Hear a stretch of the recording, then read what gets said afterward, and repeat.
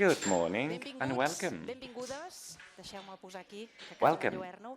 Benvinguts i benvingudes, Welcome to welcome en aquest the new nou debat Social Europe Europa Debate Social, organized organitzat by the conjuntament per la taula del tercer sector Third social Sector de Catalunya Panel i per Discussion on DIPLOCAT DIPLOCAT en in col·laboració amb collaboration la with the Facultat d'Educació Social Faculty i of Treball Social Social de la Work of Fundació Fundació Pere Pere Tarrés Tarrés de of Universitat Universitat Ramon Llull. Ramon Llull. Aquest és el tercer We are debat celebrating the del third cicle. En debate. els dos In the two anteriors s'ha previous posat one, we el have focus focused on en the el right dret to a l'habitatge, housing, en la garantia minimum d'ingressos mínims wage, i and avui today the posem el focus will focus be en un altre placed repte yet on que anàvem another assenyalant, challenge, però ara no hi which és is l'atenció social and health sociosanitària integrated integrada amb la perspectiva approach europea. from an Si European voleu perspective. piular, Oh, us ho by the way, agraïm let per fer me difusió inform you d'un tema about que ens sembla social molt networks. interessant. If El you tema want to és Europa tweet in Social. order to I ara sí, disseminate arrenquem the amb un primer topic, bloc the de hashtag benvingudes is Europa institucionals Social. i ho farem So primer amb la let's start intervenció with del the professor first Andreu Rocha, degà de welcoming la Facultat session. d'Educació Social i Let's give Treball the floor de la to Universitat the Ramon Llull. Dean Doctor of Rocha, endavant. Bon dia. University Ramon Llull, Dr. Rocha, please, the floor is yours.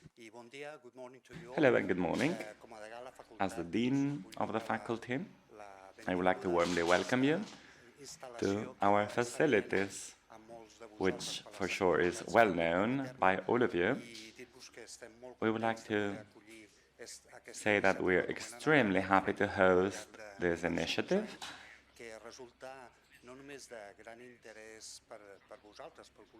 We believe the topic we're dealing with is an important stake for you and for many stakeholders. Our faculty, for more than 26 years, has been working in order to train professionals in the field of social work and postgraduate diplomas from different fields, amongst which social and health.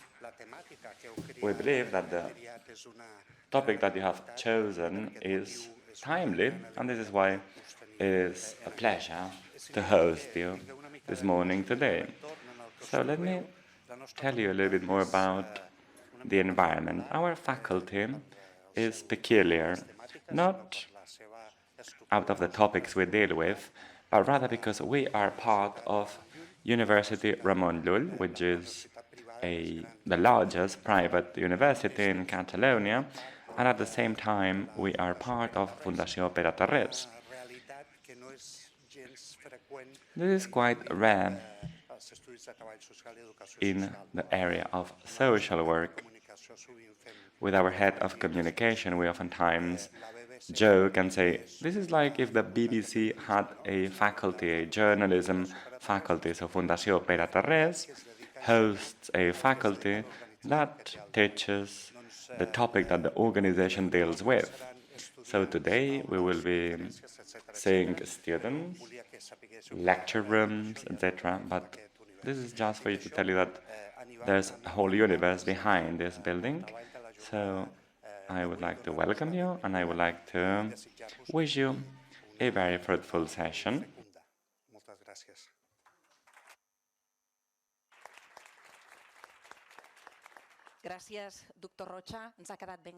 Thank you very much, Dr. Rocha.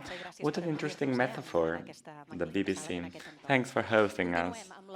So let's move on, and now we'll give the floor to Madam Aina Plaza, Director General of Health Planning of the Catalan government. Aina, welcome. Thank you.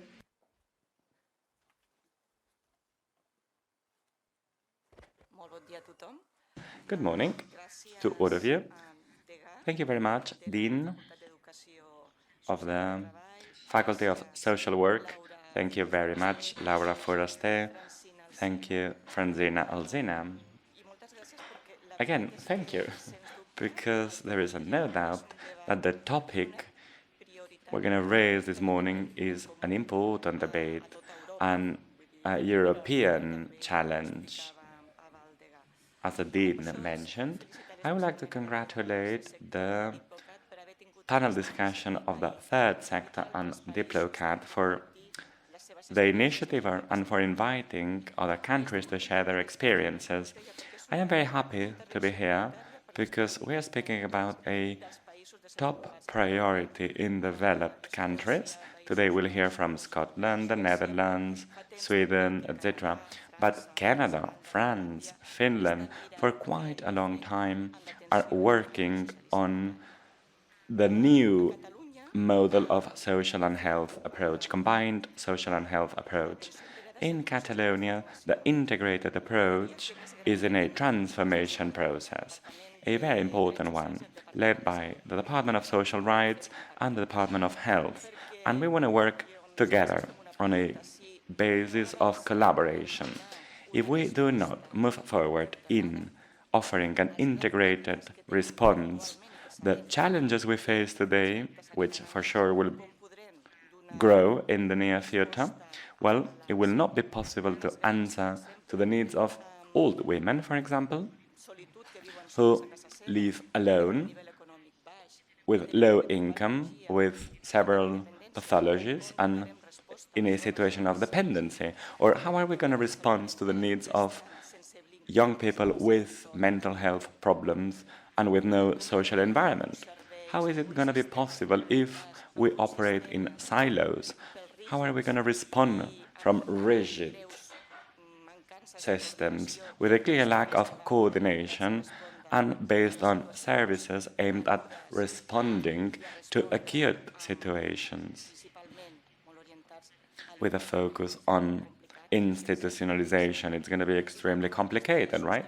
Like in other countries, here in Catalonia, we have been working in developing an integrated approach.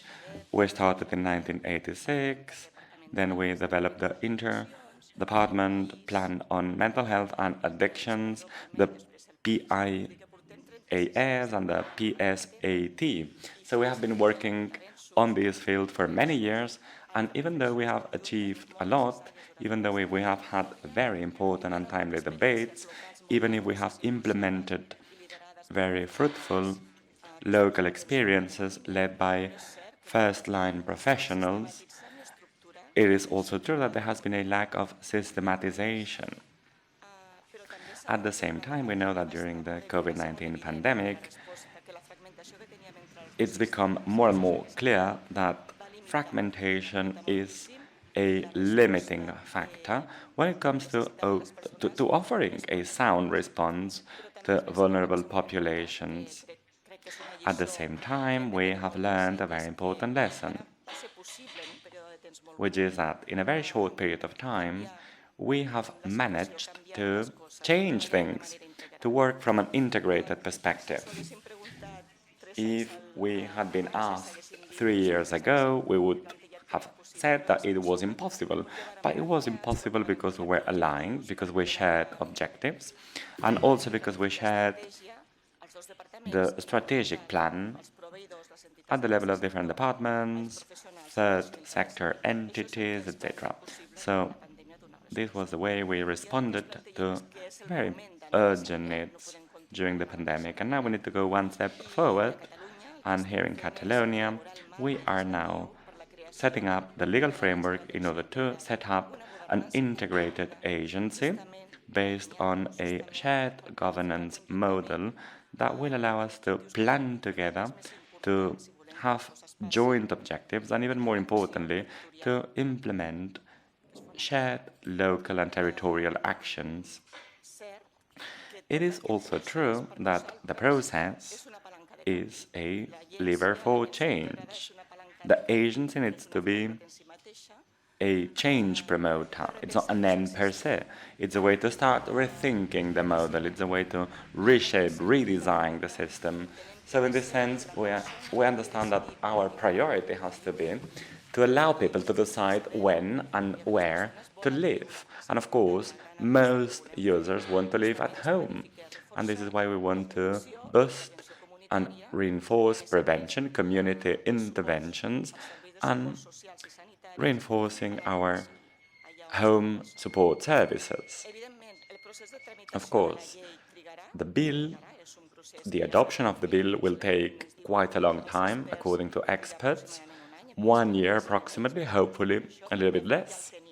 The process has been kicked off, of course, but it's not going to be easy to adopt the bill. And this is why we're not going to be waiting for the agency to be approved or formally set up to start doing things differently. We'll tell you more with more detail. Anna and Joan Carlos will tell you in more detail. At the same time, it is true that now we want to do a step forward, and we need you. We absolutely need you, all of you, because of course there are important consensus on the table. We know that we need to go down this line. We have shared visions, and it's been now a couple of years that the technical teams and the steering committees of different entities are working to make this possible. We have also reached an agreement with the board of experts. We have had long debates with you, the entities, with service suppliers.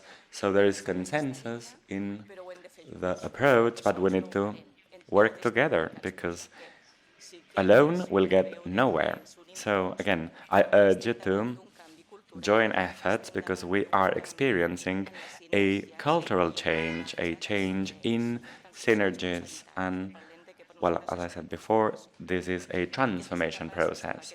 So we need to make sure that professionals have the necessary tools in order to implement this integral care model. Today's session is also an opportunity to hear from other countries and learn lessons and share best practices. Thank you very much.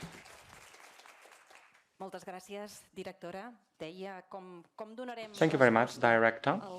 So how are we going to answer to or respond to difficult needs with simple approaches? No, it's not going to be possible, so let's move on.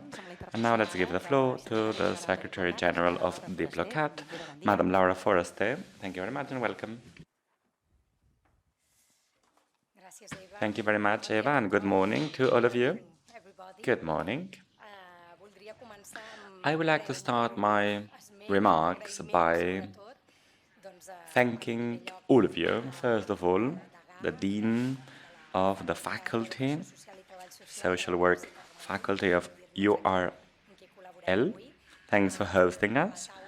I would also thank the Third Sector Table, its President and Director. Once again, we're very happy to join efforts with you.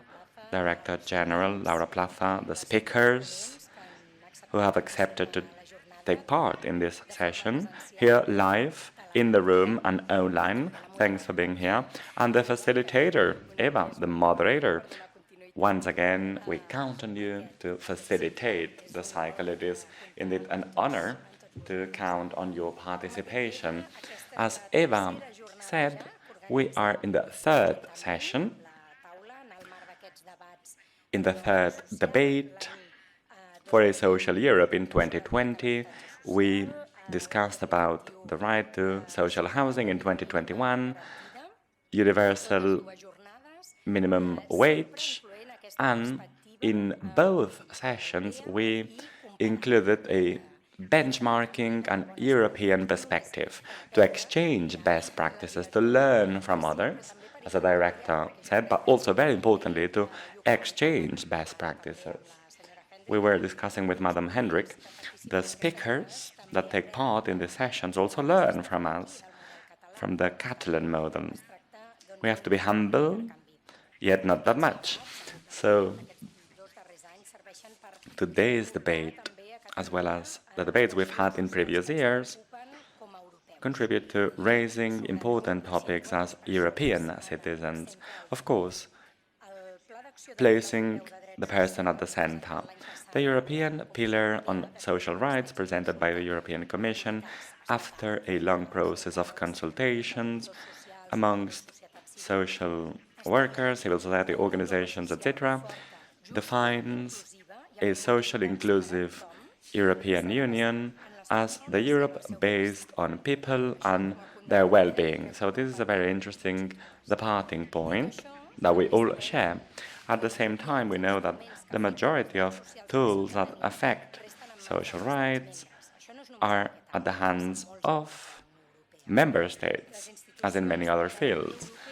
EU institutions, nonetheless, can contribute to defining guidelines and recommendations on specific policies, and this is why we always invite representatives from the European Union or the European Commission to hear from them. So this year we'll hear about the specific actions that the European Union suggests in order to have access to quality services in the framework of the European Strategy on Care. We'll hear from challenges, of course. We'll also speak about the integrated social and health care based on a model that responds to the needs of vulnerable groups from a double perspective, the social and health approach, ensuring a sound allocation of resources to avoid duplicities and by placing the person at the center. So we have a big challenge, which is unifying the health and the social systems in order to adapt to current needs. We want to, of course, get to learn new experiences, understand what's going on in other parts of Europe, in Catalonia, in Scotland, in other parts of Europe, etc. So this is precisely the reason why we have organized this session. We want to get to know different international models, and this is why, well, DIPLOCAT has a long-standing experience in organizing debates and working sessions. Our logo or our mantra is international dialogue, empowerment, and skills development. We work to connect Catalonia with the rest of the world to build dialogue bridges, which we want to make sure are sustainable over time. And of course, we want to make sure we channel ideas, projects, and debates. This is one of the reasons why we promote debates like today's, and this is the reason why we will support member entities, such as the Table of the Third Sector of Catalonia, which is a member entity, as well as other civil society entities wishing to be part of the international debate in order to contribute to the main debates and to responding to the global challenges that affect us all, and in order to develop collaboration forums between entities. We want also to contribute to projecting Catalonia and our task internationally and in order to exchange best practices with other countries, and this is where you will always find us. Having said that, thank you very much, and we hope we will have a very fruitful session. Thank you very much, Laura, and we'll close this first block with a presentation of Madame Francina Alsina, the President of the Third Sector.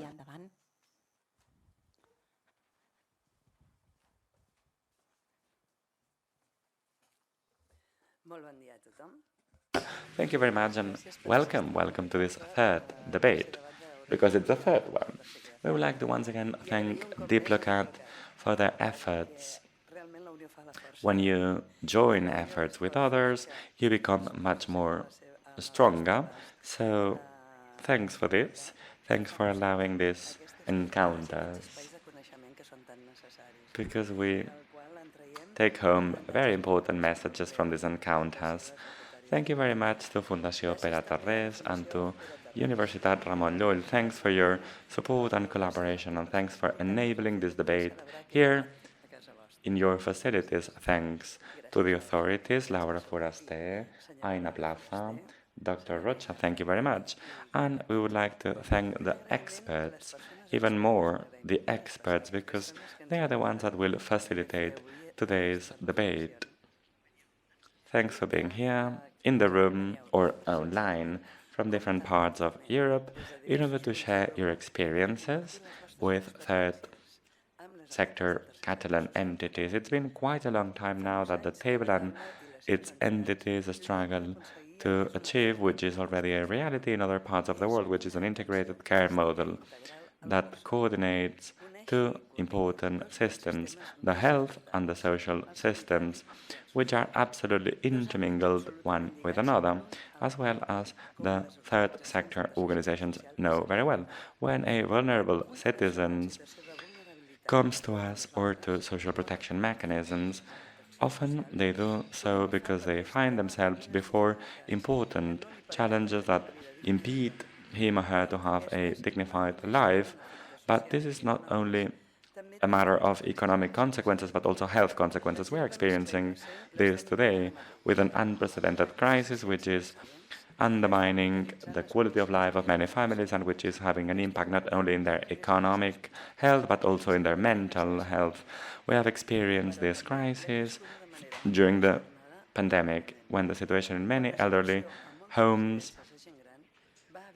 underscored the importance to coordinate health and social systems in order to make sure that we understand that what's social is related to health and vice versa. We're not speaking about silos. There are bridges between both systems. Developing a care model that integrates the health aspect and that places the person in the center is a national challenge. Here in Catalonia, we're working in the development of the social integrated agency, which we hope will be a reality very soon, because we need the agency and we need it soon because society moves at a very important pace and the social challenges stemming from this process are never ending. Our society is becoming more and more impoverished and uneven. The rate of poverty and exclusion is at 26%, an historic peak.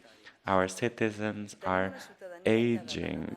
1.5 million people are more than 65 years old. This represents 19% of the Catalan population. Our families are under a lot of pressure, professionally speaking, and of course the care lays on women. This is another challenge, yet people are experiencing more and more support needs for a longer period of time because dependency, chronic dependency, and disability is becoming more complex and recurrent. 630,000 people in Catalonia experience some form of disability, and 181,000 people receive services stemming from the dependency bill. 30,000 people are recognized as dependent, yet they are not entitled yet to the services because they lack a PIA, an individual support system, which is key to have access to dependency services. This is a way to say that the transformation of the current model towards an integrated care model is urgent. And this is urgent for several reasons. First, because we need to improve the health and well-being of citizens in order to achieve a good quality of life, also to ensure a high-quality support and care system that matches people's needs, and in order to transform services so they become less institutional by reinforcing home support and the involvement of the social environment. On the other hand, we need to make sure we boost professional skills and promote collaboration work with other professionals, with users and families, and manage more efficiently and sustainably scarce resources, because resources are limited. In the articulation of this health and social care model, we have two claims. One, third social entities want to play an active role in the promotion of this very important change model, and we want to be part of the governance models in all the different stages: diagnosis, planning, policies, design, and assessment. We believe that our expertise, which is based on a long-standing experience with users, is an asset that cannot be neglected. Today, we are part of the design process of the integrated health and social agency, but we believe that our contribution cannot be limited to this. Another of our claims is to make sure that social services are not the poor pillar of the welfare system. We need to be modernized and dignified. So, because we all are potential users of social services with no exclusion. So we need to reinforce and acknowledge the work of professionals, and we need to properly fund social services, because the average investment in health is always over social investment. We cannot imagine a welfare system without the contribution of citizens and with no access to health or education, but we should neither imagine a society with no access to social services, which are key to ensure the right to a dignified life. Thank you very much and have a lovely journey.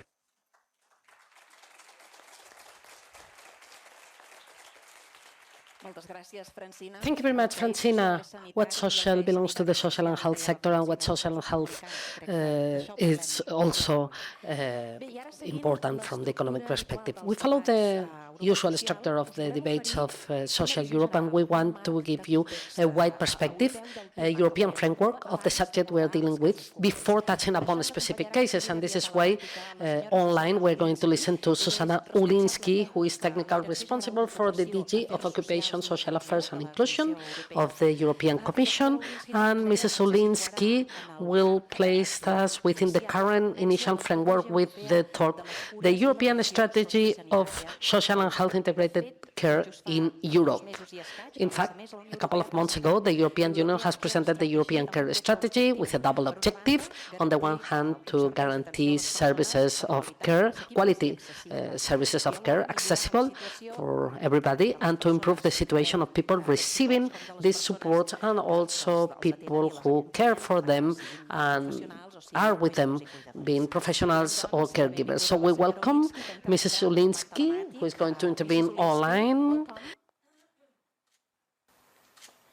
Welcome. Morning, Mrs. Ulinski. Do you hear us?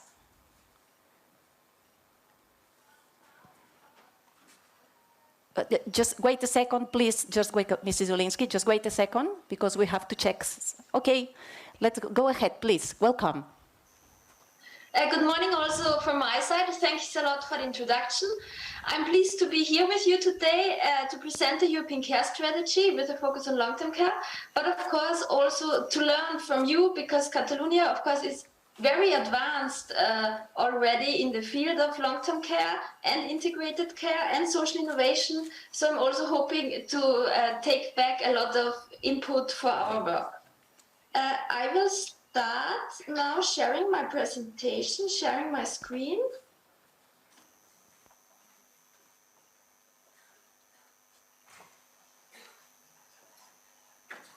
I hope that you can see my screen in presentation mode. Yes, Mrs. Ulinski. Thank you. Very good. Thank you for the confirmation.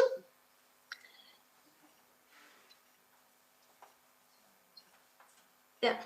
So in September 2021, in her State of the Union address, Commission President Ursula von der Leyen announced the European Care Strategy to support men and women in finding the best care and the best life balance for them. So here you can see the quote of our president.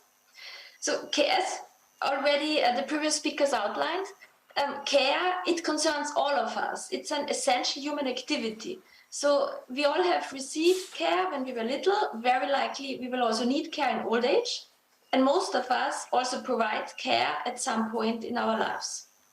So with the European Care Strategy, we aim to ensure quality, affordable and accessible care services for all, and to improve the situation for both care receivers and formal and informal carers, from childcare to long-term care. But of course, today I will focus on the issue of long-term care. The care package was adopted in September 2022. And it consists of a chapeau communication on the European Care Strategy. This communication sets out an EU-level vision in the area of care, accompanied by supportive actions at EU level and also calls for action at national level. And then we also have two proposals for Council recommendations, one on the revision of the Barcelona targets on early childhood education and care, and the second on access to affordable, high-quality long-term care. So these are proposals for recommendations from the Council to Member States, and they provide the policy framework for reforms and investments at national, regional and local level. The care package also comprises of two staff working documents. One is providing the analytical underpinning for the long-term care recommendation, and the other one summarizes the consultation activities. So we had public consultations that fed into the strategy on the gender equality strategy, the European Pillar of Social Rights, but also the Green Paper of Aging. Then we had a dedicated call for evidence and also targeted stakeholder consultations. I would like, before going into more detail, to recall briefly why we need a European care strategy. So although long-term care is organized very differently in the member states, we see that we have common challenges in terms of access, workforce and informal carers, equality, but also organization and financing of care. And you can find more analysis and a comparative view of long-term care in Europe in the joint long-term care report from 2021 that was written by the Social Protection Committee and the European Commission, and also in the analytical staff working document. So the Principle 18 of the European Pillar of Social Rights states that everyone has the right to affordable long-term care services of good quality, in particular home care and community-based services. However, when we look at the situation in Europe, there's still some way to go to make this principle a reality. We have inequity of access. So almost half of people aged 65 or over who report having long-term care needs also report that they have an unmet need for care. At the same time, the number of people that are potentially in need of long-term care in the EU is projected to rise from 30.8 million in 2019 to 38.1 million in 2050. Also, we have quality concerns in the provision of long-term care. So there's a lack of quality standards and quality assurance mechanisms, and also a lack of formal long-term care services and territorial inequalities in accessing the services available. So often when services are not available, this places, of course, a burden on informal carers, because then informal care is not a choice, but it's done as a necessity. And already now, 52 million Europeans provide informal long-term care, with of course, effects for the work-life balance. And care responsibilities keep 7.7 million women out of the labor market in Europe. This is, of course, very difficult also as we have significant staff shortages in the sector that are driven by difficult working conditions, low pay, insufficient upskilling and reskilling opportunities. But also, if we can improve the conditions for the workforce and make it a more attractive career, there's a high job creation potential. So we have more than 1.6 million long-term care workers that will be needed by 2050 just to keep long-term care coverage at the current level. But of course, we hope to increase the coverage of long-term care. So in order to address these challenges, the care strategy provides a guidance and impetus for policy reforms, and also supports then other principles of the European pillar.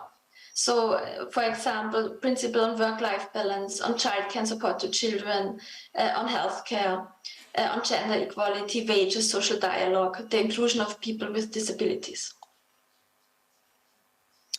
Regarding the availability of long-term care on social protection, on average, 26.6% of people aged 65 or over that live in private households are in need of long-term care, or were in need of long-term care in 2019 in the EU 27. So here on the right side, you can see the figure, which is from the European Health Interview Survey. But many people in need of care may not be able to access it, actually. So we see that the use of home care differs significantly across the member states, with 28% using formal care services on average. But this lack to access formal care, of course, means that people can have unmet care needs unless they can arrange for care informally. So as the previous slide, we saw that about half of people in need of long-term care report to have unmet needs. And also, about 30% of people report that they cannot access formal care services because of financial reasons, and 10% report the lack of the availability of services as a reason that they cannot use them. So, of course, we need a social protection coverage to allow people to access long-term care services, because otherwise they could not afford it. So social protection usually depends on the income and assets and the family situation, often individual. So people usually undergo needs assessment also, but the social protection coverage varies widely within and across member states. So we see that social protection systems offer greater support for older people with more severe long-term care needs and with lower incomes, but less generous support for those with mean net wealth. And often people still face significant out-of-pocket payments for long-term care after social protection that often surpasses 50% more of their disposable income. So they're often not able to afford formal long-term care services. We also, if you are more interested in the affordability of long-term care, please consult also the analytical staff working document. We have a dedicated project with the OECD to compare the affordability and social protection of long-term care across Europe. That's also very interesting. Then regarding the quality of long-term care, that is an issue. So there's still a lack of a common understanding of quality in Europe. Of course, now the person-centered model based on the needs and preferences of the person in need of care is gaining attention. So this is also underlying the European Care Strategy. There are different approaches to measure quality with a wide range of indicators, but we have no cross-country comparable data on quality of long-term care. Then quality of care is affected by factors that include workforce, organization, technology, funding. But the efforts so far to ensure quality are mixed, and they mainly focus on residential care, but not on home care and community-based care, as this is also an area very hard to monitor, or a setting very hard to monitor. Regarding the long-term care workforce, care work is essential to meet society's care needs, but the work is undervalued. So in particular, the COVID-19 pandemic also showed a mismatch between the level of pay and the essential value of care work. Care workers face very difficult working conditions at low salaries. They're regularly exposed to physical and psychological health risks. And in particular, domestic workers, many of whom are women with migrant backgrounds, are subject to some of the poorest working conditions. Yes, already labor shortages exist today. Almost 19% are women in the workforce, and it is aging. We also see that about 20% are foreign-born of long-term care workers. So this also leads to a care drain in sending countries where professional long-term care workers move to other EU member states to work there for better salaries, and the skills requirements are increasingly complex. So here on the right-hand side, we have two graphs. The first shows that in the aspects of job intensity, monthly earnings, physical environment, social environment, and working time, the quality of the long-term care sector performs worse than other sectors. And the second graph shows large differences of the number of long-term care workers across Europe. So regarding also public spending on long-term care, it is one of the fastest rising social expenditure items.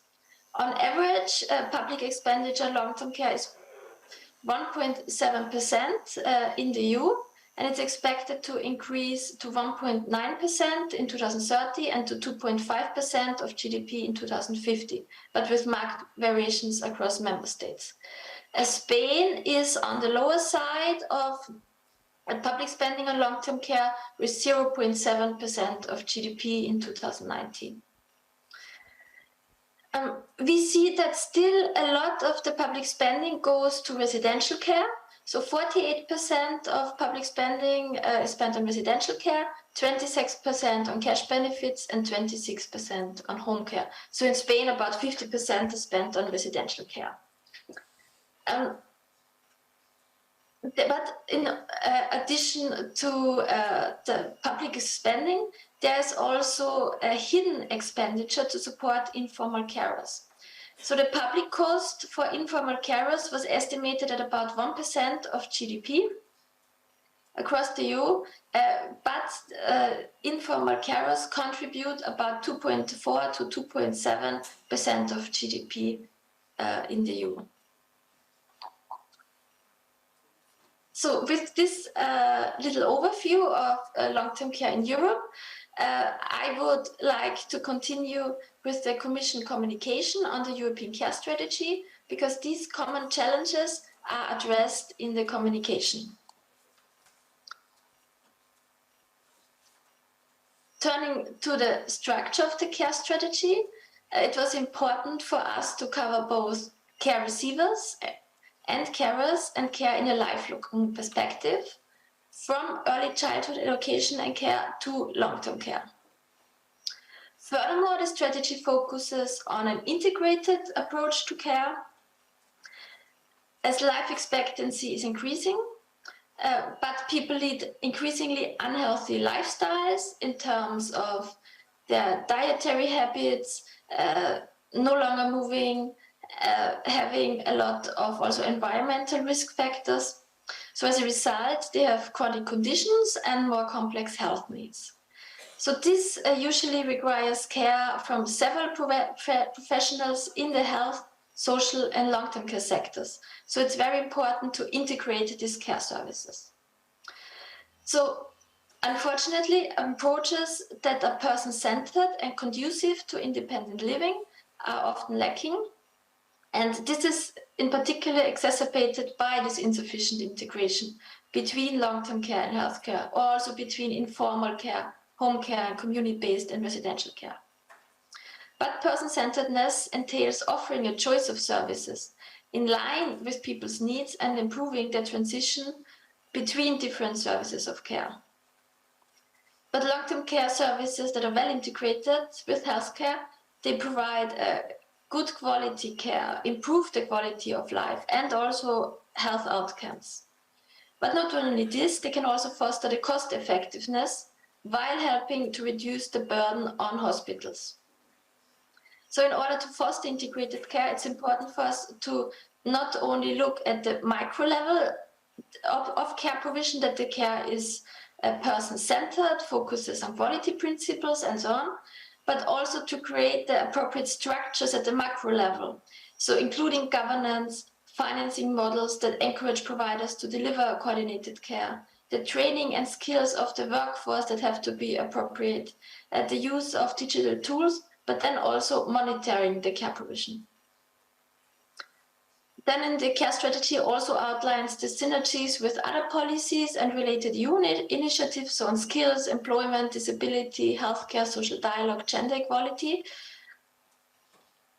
And now coming to the structure and the areas of action, the communication is divided into 5 areas. So first of all, improving care services, addressing availability and accessibility, social protection and quality, improving the working conditions in the care sector, the better balance between work and care responsibilities, investing in care, and also improving the evidence base and monitoring process. So now I will go briefly in more detail regarding improving care services, the working conditions, and investing in care. Regarding the EU-level actions to improve long-term care services, the first and foremost is, of course, the proposal for Council recommendation on access to high-quality long-term care that should stimulate policy reform. And I will also explain it in more detail later. But also the Commission will offer support to Member States. So regarding a strategic and integrated approach to care, there is the technical support from the technical support instruments to the member states. There's a new flagship project towards a person-centered integrated care that will help to design and implement structural reforms in the areas of health, social care, and long-term care. So this will strengthen the coordination between these sectors and also integrate the different levels of care provision and putting the person at the center of services. And I was very happy to be told by my colleagues that actually Catalonia also applied to be part of the technical support. The evaluations are currently ongoing, and will be, I think, published around January. But it's very good to hear that you're already making use of this support that we are able to offer. We also have a strategic partnership with WHO that will provide country-specific support to design and implement policy measures for high-quality long-term care, including through integrated care services. And this work will also build on the WHO country assessment framework for integrated care delivery, so you may be familiar with. Then there is also funding available from the ESF Plus, European Regional Development Fund, European Agricultural Fund for Rural Development, Just Transition Fund, Horizon Europe, Digital Europe, and the Recovery and Resilience Facility.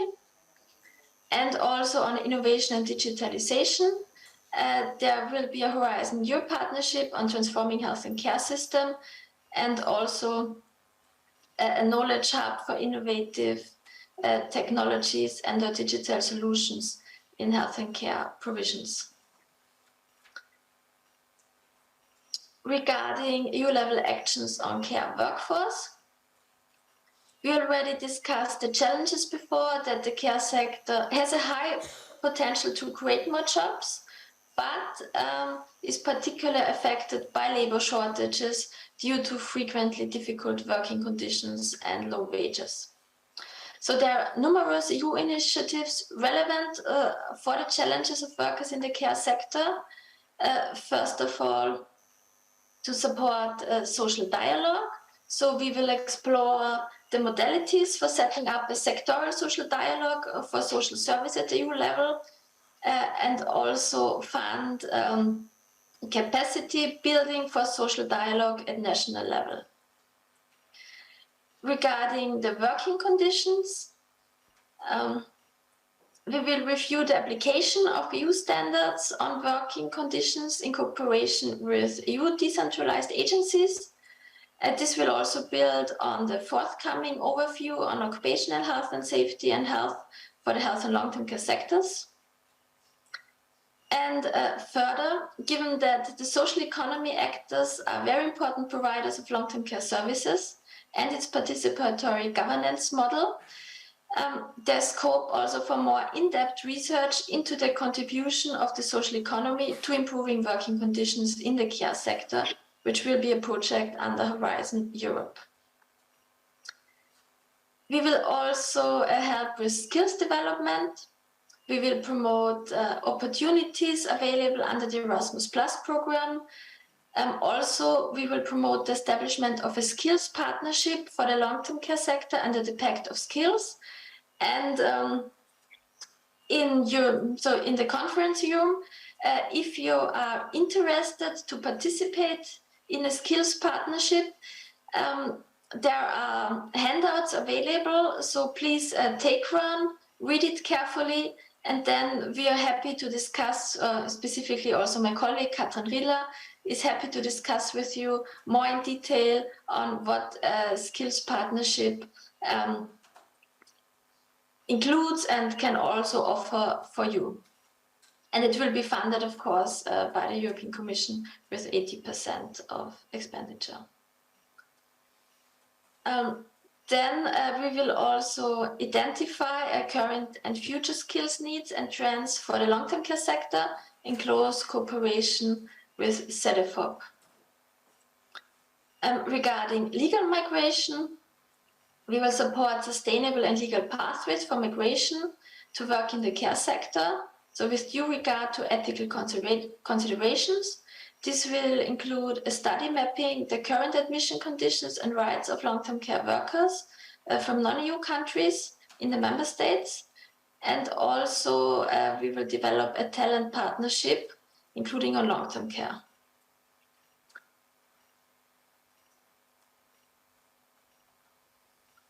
So coming to the last slide on the communication on investing in care.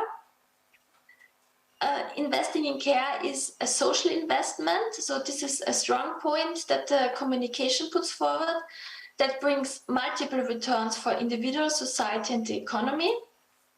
Increasing investments in care has a positive impact on the well-being and dignity of care recipients. It contributes to social fairness and gender equality, and also promotes women's participation in the labor market and job creation. Public spending on long-term care, as we saw, varies considerably between member states because of different approaches to the organization, to the quality and value of care work, but also to the extent of informal care provision. In order to have fiscally sustainable long-term care expenditure, it's important to look also at the prevention and cost effectiveness of long-term care expenditure and healthcare expenditure in general. So we see that health promotion, disease prevention, but also good quality healthcare can postpone or reduce the need for long-term care and enable people to stay at home. So usually the setting of home care and community-based care is more cost-effective, in particular for people with low and medium long-term care needs compared to residential care. Also, the communication highlights that the social economy actors bring an added value to the provision of high-quality care services due to the person-centered approach and the reinvestment of profits in the mission and the local communities. Finally, we also call on member states to increase public and private investments at national level, but also, of course, outline the EU funding that can complement national funding and investment.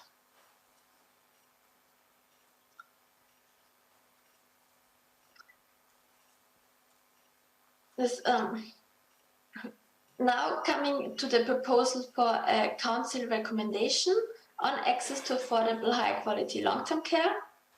The recommendation in particular supports the implementation of the European Pillar of Social Rights, Principle 18 on long-term care.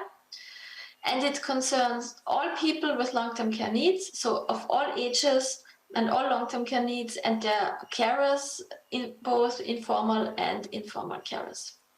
And it applies to long-term care provided across all settings, so residential, home care, and community-based care. The recommendation is based on 3 building blocks, looking at the adequacy, availability, and quality of long-term care, looking at carers, formal and informal, and then also including long-term care policy governance, monitoring and reporting, and the implementation of this recommendation. We also have an annex with quality principles of long-term care, and of course then the staff working document that provides the analytical underpinning of the recommendation.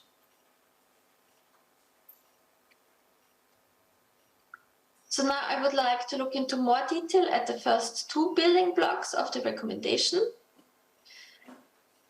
The recommendation highlights that social protection for long-term care should be timely, comprehensive, and adequate.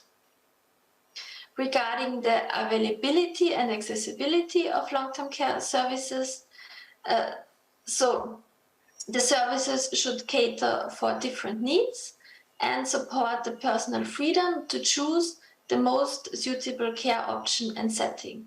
So this should be done by developing further home care and community-based care, by closing territorial gaps in care provision, in particular in rural areas, also by rolling out accessible, innovative technology and digital solutions to help provide care services and to support independent living, making sure also that long-term care services and facilities are accessible to persons with specific needs and disabilities.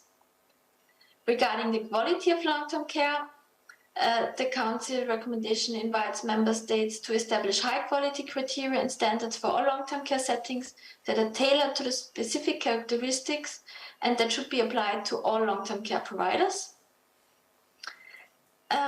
So Member States are invited to have in place a quality framework that should be guided by the quality principles set out in the annex of the recommendation.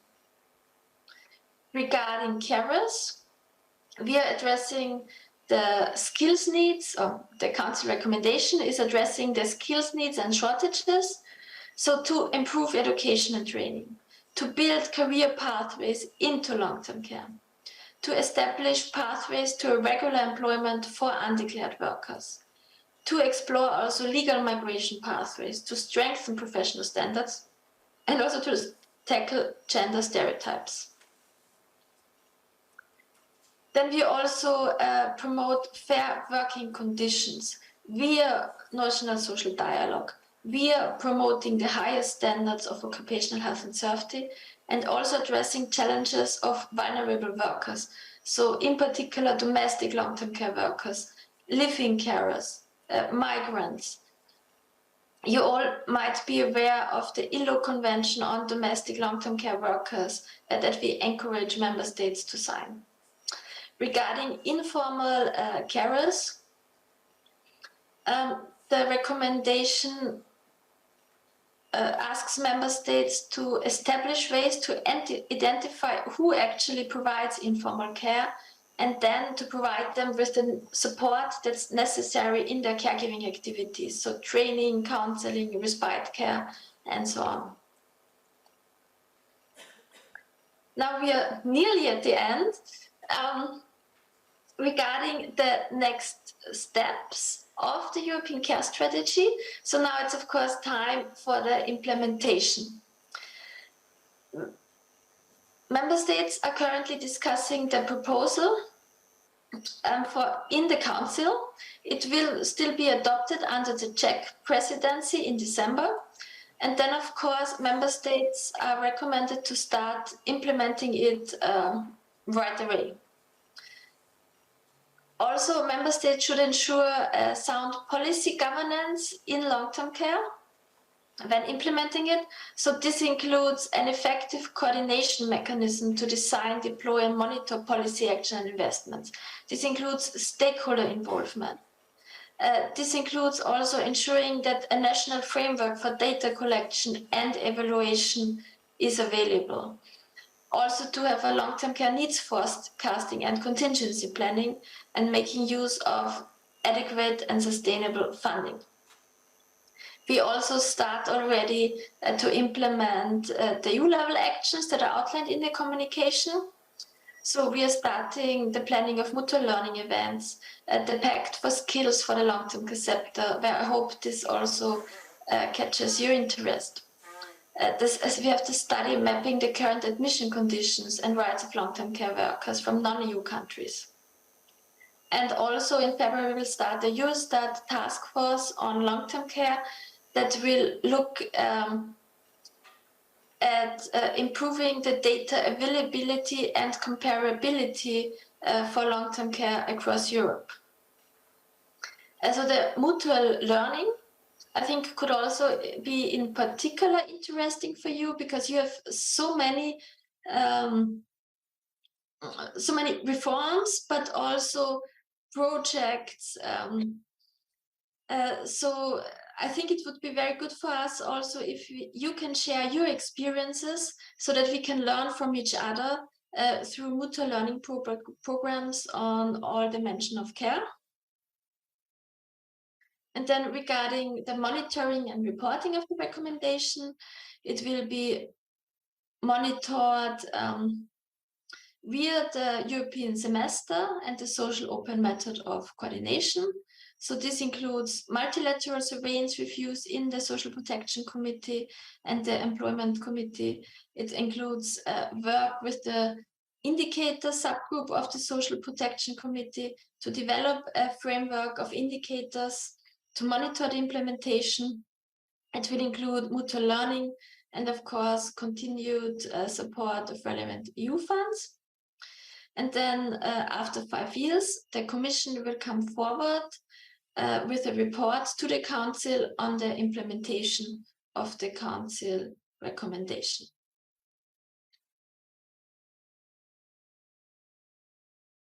Yes, I would like to thank you for your interest. I'm looking also forward then to the discussion that will follow the panel strategy and to any questions or any also recommendations, input you would have. Thank you.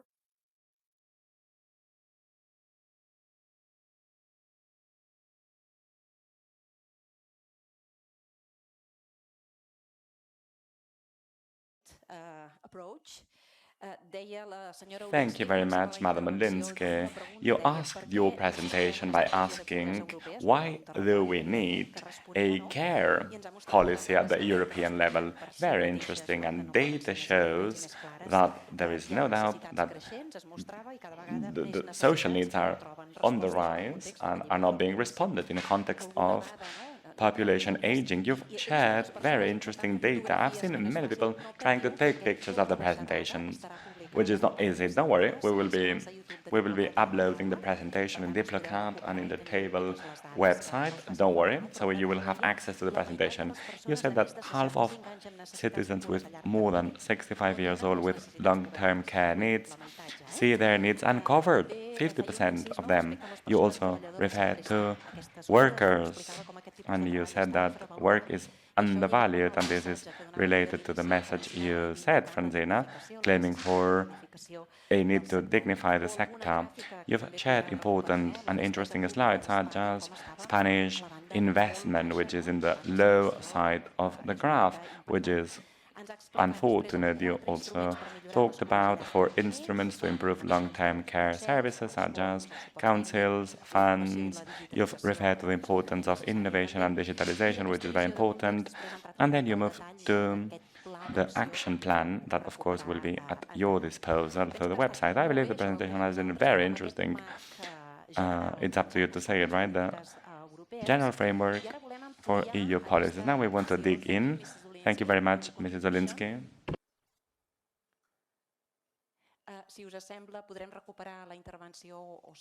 So if you want to ask questions to Madam Olinsky, we'll get in touch with her at the end of the debate. Now we'll widen the scope in a panel discussion that will help us get acquainted with the experiences of several European regions and the Catalan experience, of course, because there's quite a lot to say. So we'll dig into the topic that brings us here, which is the integrated social care policy. I would now ask the speakers to join us. We have the honor and the pleasure to have very experienced speakers. Anne Henry, Director of the Foundation, Anne, Director of the Foundation, International Foundation for Integrated Care in Scotland. She's member of the editorial council of the Journal of Integrated Care from 2007 to 2016. She was in Scottish national policy to improve the long-term services, the quality of social and health attention to the elderly in an integrated approach. And this triggered her passion for intersectoral collaboration, and she developed her skills to support transformation in health and social care systems. She collaborates with the National Health Alliance in Scotland, which is a third sector entity, and she's the advisor of the hospice. Anne Hendricks is also a temporary advisor of the WHO in the area of healthy aging and integrated social services with the person at the center, and she supports teams at IFIC in the area of training and monitoring and assessment of the integrated healthcare system around the world. She is a doctor. She is also an honorary member of the Geriatric Society of the United Kingdom, and she works in university and at the NHS. Madam Hendricks, thank you very much for being here. Welcome. Joan Carlos Contel, please join us. He is a technician of integrated attention, DG of the health department here in Catalonia. He's a nurse and a master's in public health management, and he has several diplomas in health management and quality management. Mr. Contel has a long-standing experience in public health. He's worked in the Catalan Health Public Institute since 2011, and he works in the health department. He's a member of the program Chronicity, and he's a member of the Health Interaction Plan. He's the author of several articles and books that you probably know. Welcome, Mr. Contel. Please, we will ask now Ana Vila to join us. She is a technician of the DG for Autonomy and Discapacity of the Social Rights Department of the Catalan government. She is a psychologist, a EFQ by UOC.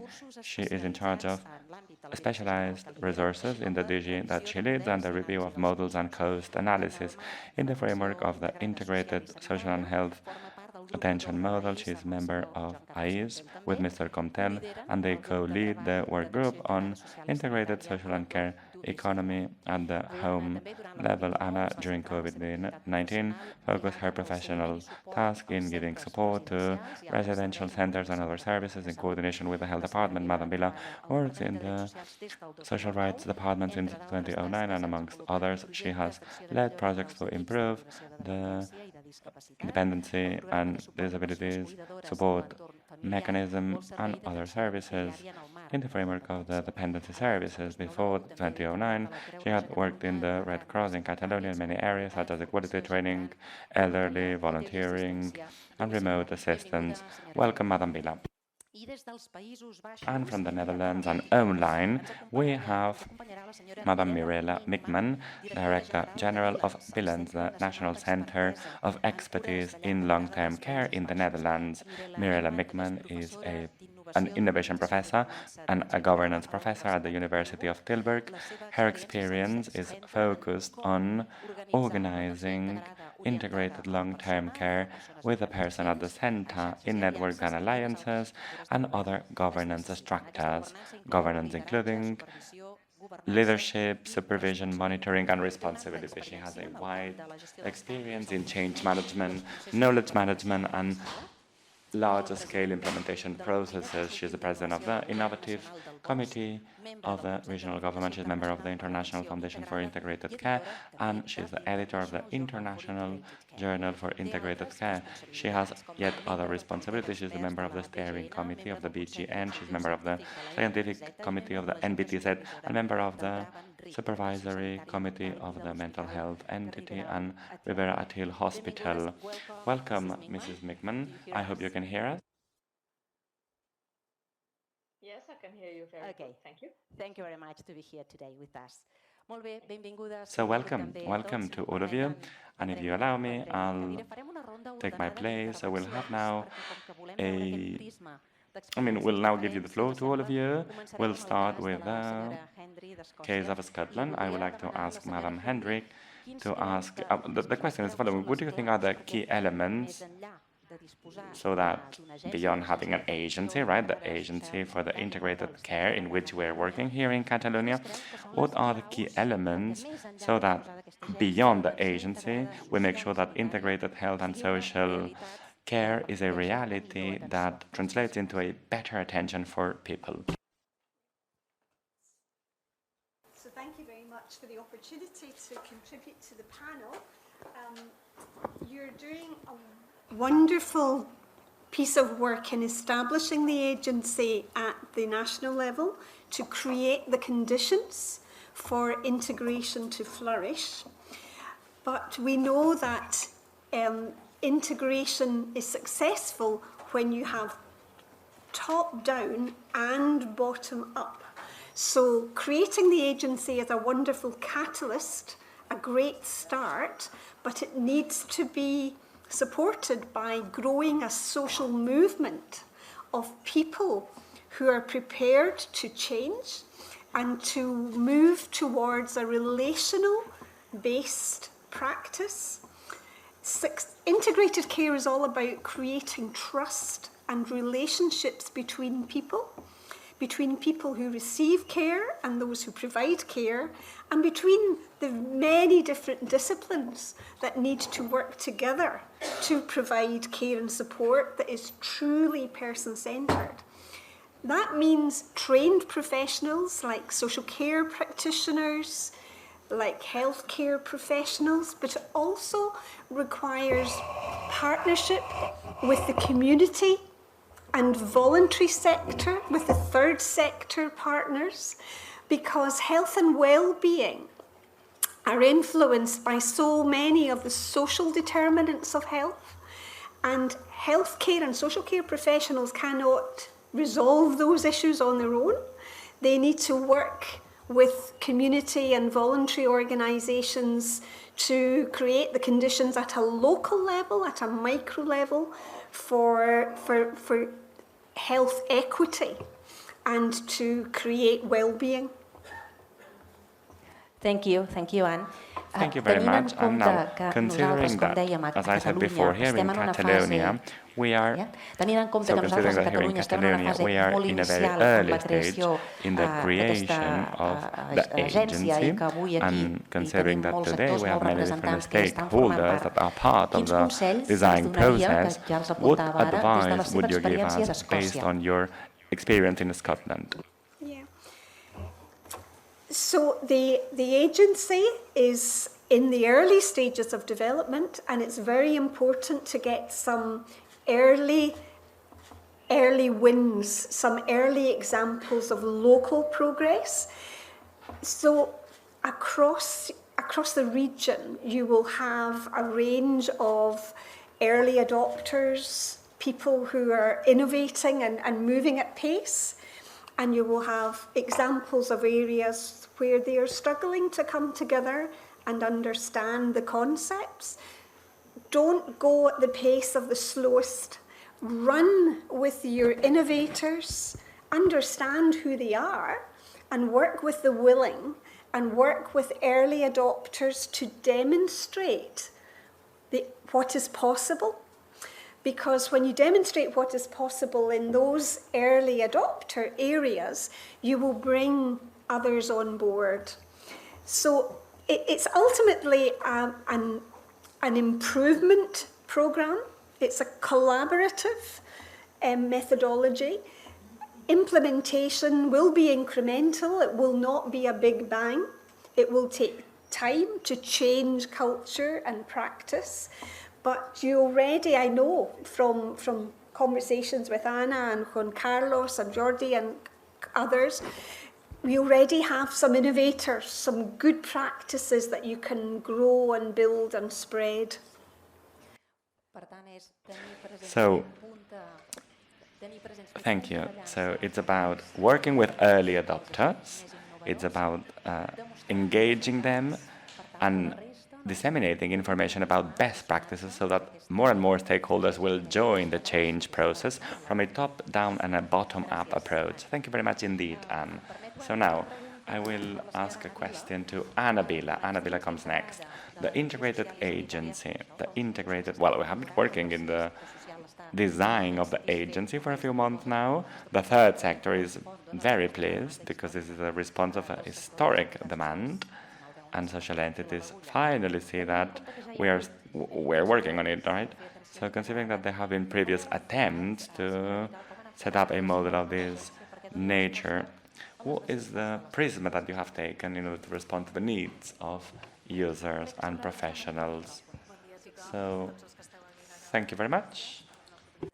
Good morning, everybody, and thank you for the opportunity. As I was saying, as Annie was saying, and also the director, the creation of the agency, we already have previous experiences and things that have been done before. And those previous experiences that are on the territory, they have facilitated the fact that we are able to think about an agency or how they should be thinking about the needs of people.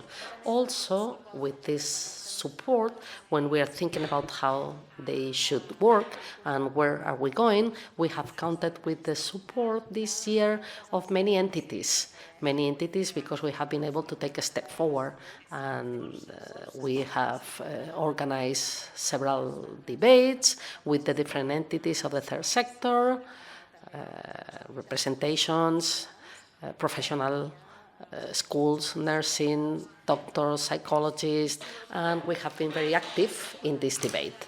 When we have talked about this draft, in order to participate in the debate, we have been very lucky because in this draft, we have had many responses in Catalonia. Out of the project that have been presented, more than 350 responses in the different surveys that have been sent to all of you who have contributed with some questions to this process. And of course, you think that 22% of the responses given in the survey are from citizens and different entities representing the citizens. Therefore, we think that this is a good starting point. Well, at least it will help us to build this agency. What else can we say? We have debates and participation. We have not been working on this for such a long time. I was listening to you and I thought, more than a year? Well, it's only a year since we started. And we can say it half empty or half full, but it has been a very intense period of time. And if you take a look at the process, you will realize that we started by the end of October, November of 2021, and we're just at the end of 2022. Many debates have been organized, and we also have a working group that is starting to be made with citizens, with our citizens, and this is important in order to gather the different needs. And the other source is the experience that we have on the territory and everything we are doing in order for the agency, because we have two working lines, as you know. One thing is the creation of the agency, but also we cannot forget about the deployment, and this deployment will give us some specific realities as well. Okay, so thank you very much, Mrs. Villa. Only a year ago, already a year ago. It depends on how you look at it. It's half empty or half full. Yes, I believe you.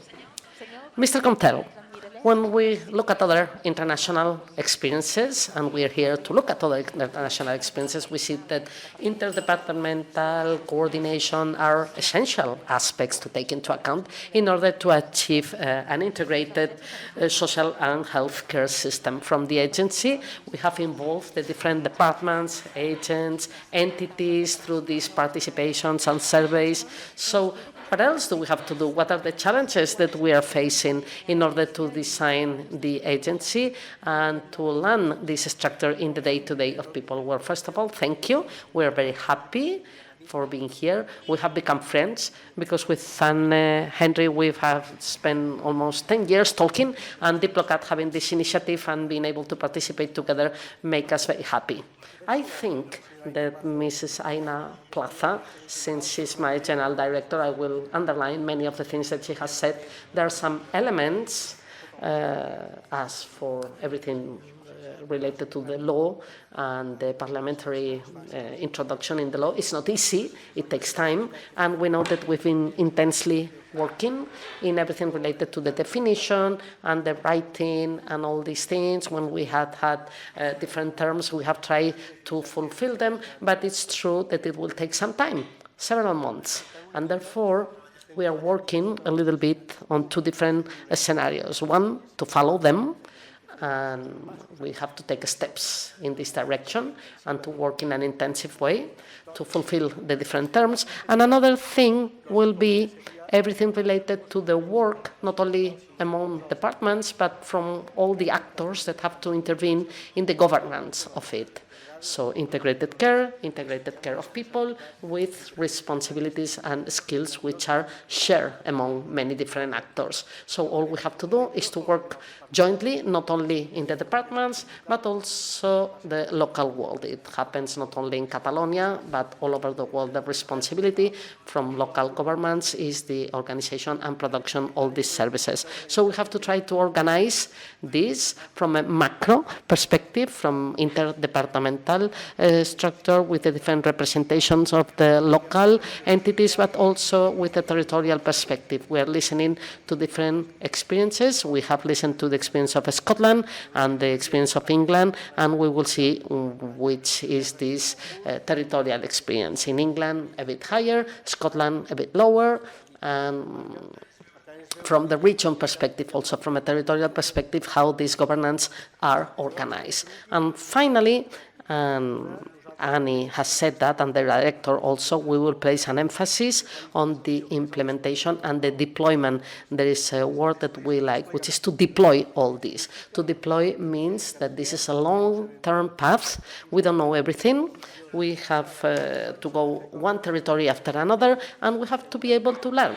And probably things we will learn from different experiences, and we will see that some of them are excellent in some aspects, and they can have deficits or opportunities in others. So I think that we have a learning process to make, and this learning process will give us this vision about how to implement it from the government. Thank you very much, Mr. Contel. Let me tell you that my pen ran off. I need some more ink, otherwise I cannot write down anything else. Thank you very much, Mr. Contel. So governance, working on this governance, because it's not only the different departments, and to implement what we would like to see.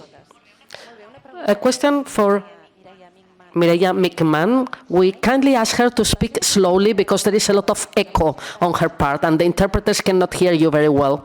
You summarize integrated care in a sentence saying that integrated care is not improving processes, but about our responsibility to take care of people. And this is the sentence that we like to listen about. What are your recommendations? Because in this phase of design and recommendation of the new agency, we don't want to fall on the mistake of just improving the processes, but to aspire to offer a better response to the needs of the people. So what are the ingredients that we should take into account if they're crucial? And please speak slowly because there is a lot of echo on your part. Thank you. Señora Mingman, ens sent? Okay, thank you. Thank you for having me here. Can you hear me? Yes, absolutely. Yeah? Sure. Okay, thank you. I was trying to translate you, but it's not too easy. So thank you for inviting me, and it's very interesting to hear all the developments that are currently underway in your country. So thanks for sharing my experiences. There's, of course, I think a lot to talk about, and a number of issues were already addressed by the colleague panelists. I think from my perspective, and what I see also in the Netherlands, is that we have quite a long tradition in seeing how we can solve more complex problems, you could say, in society, where health and social care is a very important, also kind of connected issue, connected problem with other life domains. So that needs really integrated solutions and also other ways of organizing our healthcare and social care systems. So we have in the Netherlands quite a long tradition already underway, but still there are now also some new developments which I think they are very interesting. And in my idea also to make it successful also in other countries, it's not just one piece of the puzzle you have to fix, you could say, or work on. There are multiple aspects which are all important to be successful, I think. And that's the challenge. And on the one hand, it makes it a little bit complex. On the other hand, there are always some pieces of the puzzle to work on. And I would like to just name a few, because we only have some minutes time to share some of these which are also the result of my work in many integrated care services, in many integrated care regions we have in the Netherlands and also abroad, what we have learned about, what's successful and what might be helpful for you. So I try to share my screen. That's the advantage of being online. And just show you some pictures. I hope it will work. Just try it. Then you see, I'm not sure if you can see it. Yes, we can see it. Can you see it? Yes. Okay, yeah, sure. That's great. Okay, and just picking up some of these slides, because I think it was very interesting also the story from the European Commission excuse about... me, Mrs. Mingman, you should put the presentation in the presentation view. This way. Exactly. Yes, can you now see it? Not yet. Now you should share your laptop again, your screen again. You should share again it. It says that I'm sharing in my computer. You are screen sharing. It says my computer. No, we can't see it yet. Really? Yes, wonderful. Now, yes, oh, there please, it is. Go ahead. Thank you. Okay. Yeah, I can see into your room. So what slides you are seeing now? Okay, thank you, great. Well, really a lot to work on. So I'll just skip some first slides because they are already mentioned. And I think that it's also very interesting to have these kind of sessions you are now organizing, because mutual learning is very important, I think, also for the next period, because when you look in the different countries, and it was also reflected in the presentation of Susanna, I think that we have quite similar challenges. The contexts are not the same, but kind of challenges are the same. So I think learning of each other is very important, because we also in the Netherlands experience a shortage of health staff. We see a decline in birth rate, and also the complexity of the multiple problems people have ask for other ways of organizing our healthcare services and on a more integrated way. And when we look at it in the Netherlands, where we came from and we are heading towards, is that we're really making steps towards more, you could say, more organization-based, and have also more competition in our system. And now we're working more also coming from a decentralization where the municipalities got more, you could say, a say in how to do it. And we are now really moving backwards towards more collaborations on a regional level. And we also just had a new Integrated Care Act just being launched in September this year. And it's been signed by all the, almost all, not GPs, unfortunately, parties in the Netherlands who are involved in health and social care. And it's really about how do we bring integrated health and social care further, and also on a regional level. So that's a kind of a new wave back, you could say, from being more decentralized to have a more re-centralized organization of our integrated care services. And I think if you look at it, what to do, also some building blocks, you could say, and you look at the international literature and all the projects and initiatives there are ahead, you often see four main lines of work, you could say. First, it's very important working on strengthening communities, informal care, empowering communities. That's one of the main also issues, you could say, and solutions, because also we have to organize it in another way. The second one is involving other organizations and parties also from a more inclusive point of view, you could say, because health issues are all often related to work issues or to education or to social aspects and things like that. And we can do more and more also in a more digitally supported way. And we focus now also very much on the third point on this slide, and that's how we organize that in another way. How do we do it with each other in a certain area, and rethink what to do local, what can we do on a regional base, and what is more specialized maybe or more complex that you have it, should have it on another way. So integrated care networks are very key at this moment.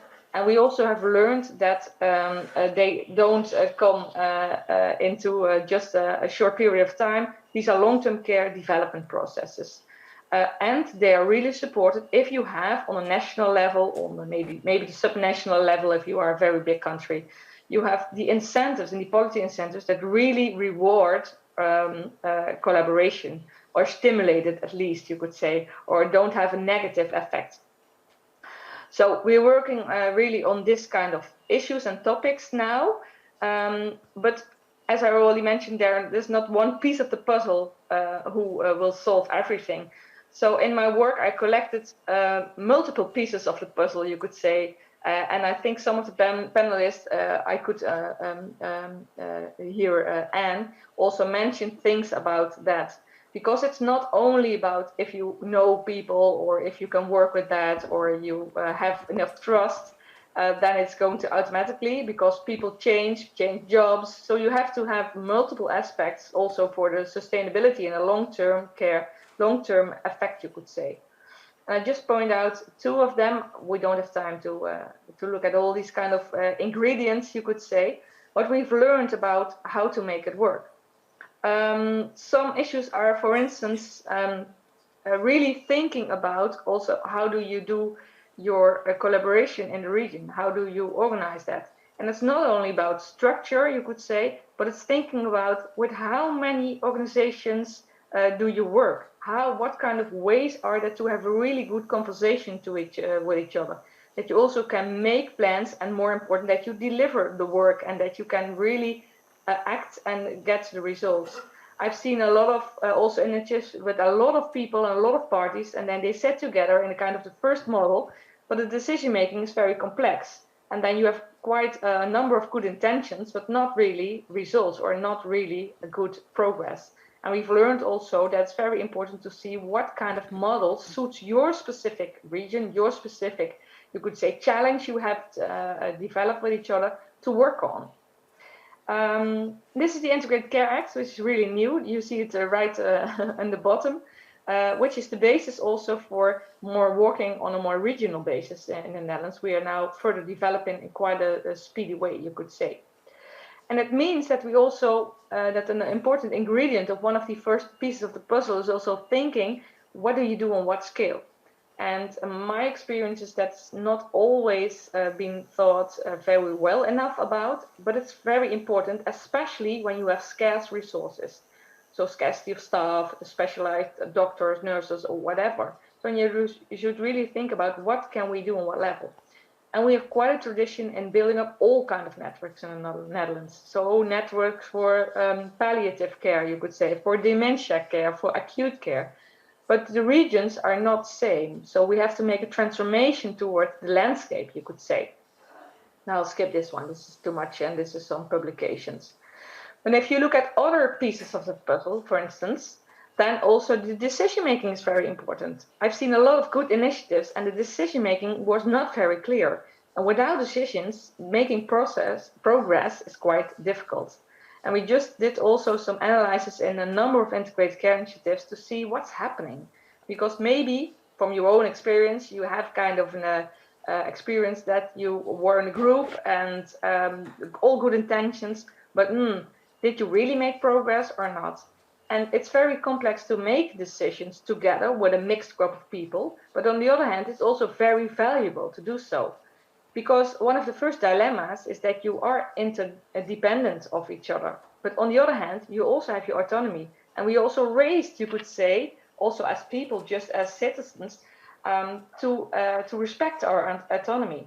So in these kind of processes, you experience all kind of dilemmas. But also the dilemma between you have to be very different, of course, because then you have to, you can add something to the total goal. But on the other hand, you also are striving towards a kind of coherence because you want to head in a certain direction. So the diversity is very valuable, but on the other hand, you have the wish, you could also say, to have a kind of coherence, view, and direction. And it's also related to the common goals that you have them. You can define them often on a more abstract level, and then we really agree that we all want good integrated health and services and have valuable lives of people and all these kind of very important, nice goals. But there's also self-interest of the different professionals, of the different organizations. So that's facing an underlying dilemma, which means how you balance efficiency, making very fast decisions, just by having a way of that a diversity can define, for instance. But you also want to include all these and have the commitment of people. So these kind of processes are also very important next to how you organize it, with who you work, etc.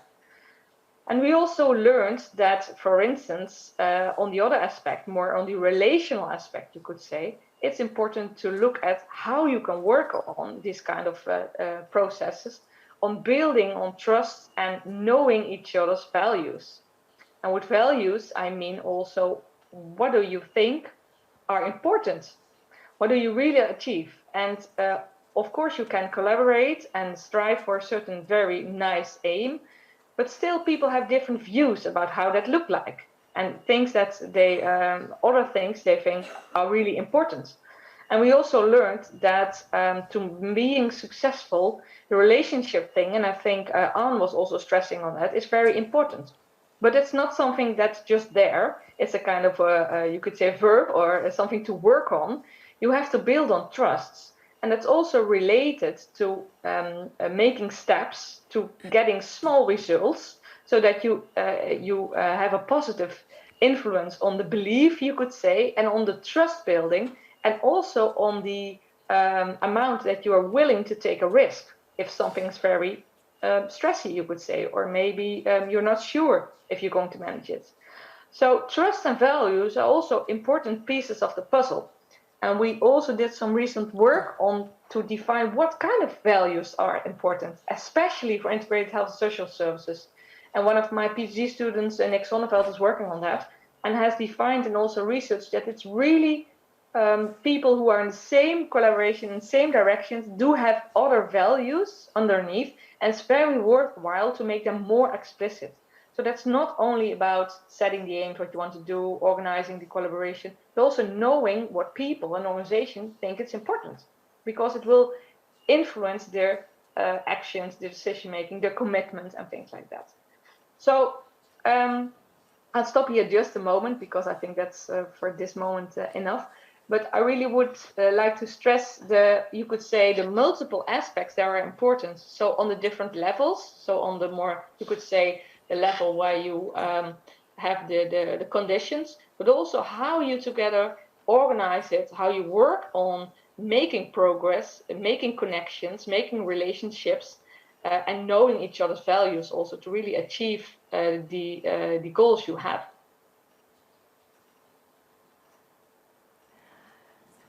Okay, shall I hand it over to you back? Yes. Thank you very much, Mrs. Mingman. Before opening the Q&A, if you don't mind, I will also ask questions to the members of the roundtable. Mrs. Mingman was talking about shared decision-making and the dilemmas they pose, and Mr. Contel was also talking about the importance of governance, which is something that we should be working on. What is your point of view? And Anne, what are your visions about this point, which is so important, which is the tempus that we are now trying to draw this governance? What do we have to take into account, in your opinion, in building the governance of this new model?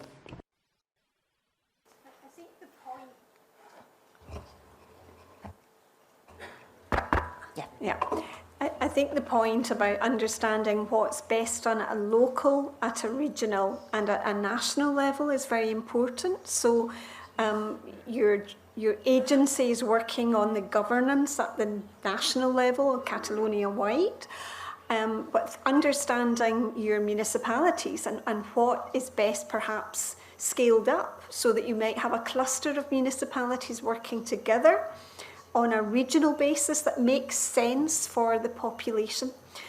So when you're thinking about governance, I think you need to understand your population needs and draw your governance in a way that makes sense for the population needs. So if you've got, particularly rural populations, as you do have within your state of Catalonia, then you might want to think about collating some of the small rural municipalities in a way where you're wrapping governance around those areas. And that will look very different from what you're doing around your governance arrangements, perhaps in the metropolitan area of Barcelona. So thinking about your governance in the context of the needs of local populations is, I think, probably the advice I would give you.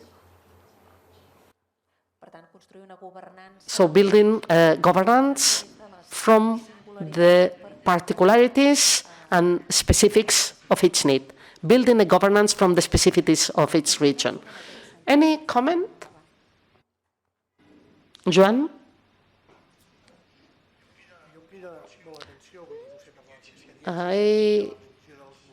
I'm thinking about the experiences of the models of Scotland, the Netherlands, and the UK. It's important to see the outreach of these governances because we have to take into account what pieces of the puzzle we are using, decision-making, the way they are articulated, some of these specific dynamics. We are observing this with a lot of attention. For example, a case that has not been mentioned in the previous session is that with these governances, one of the elements that we are seeing is that sometimes we have difficulties to relate within our territories in the sense that when we have to finance a service, often the discussion is in different fields.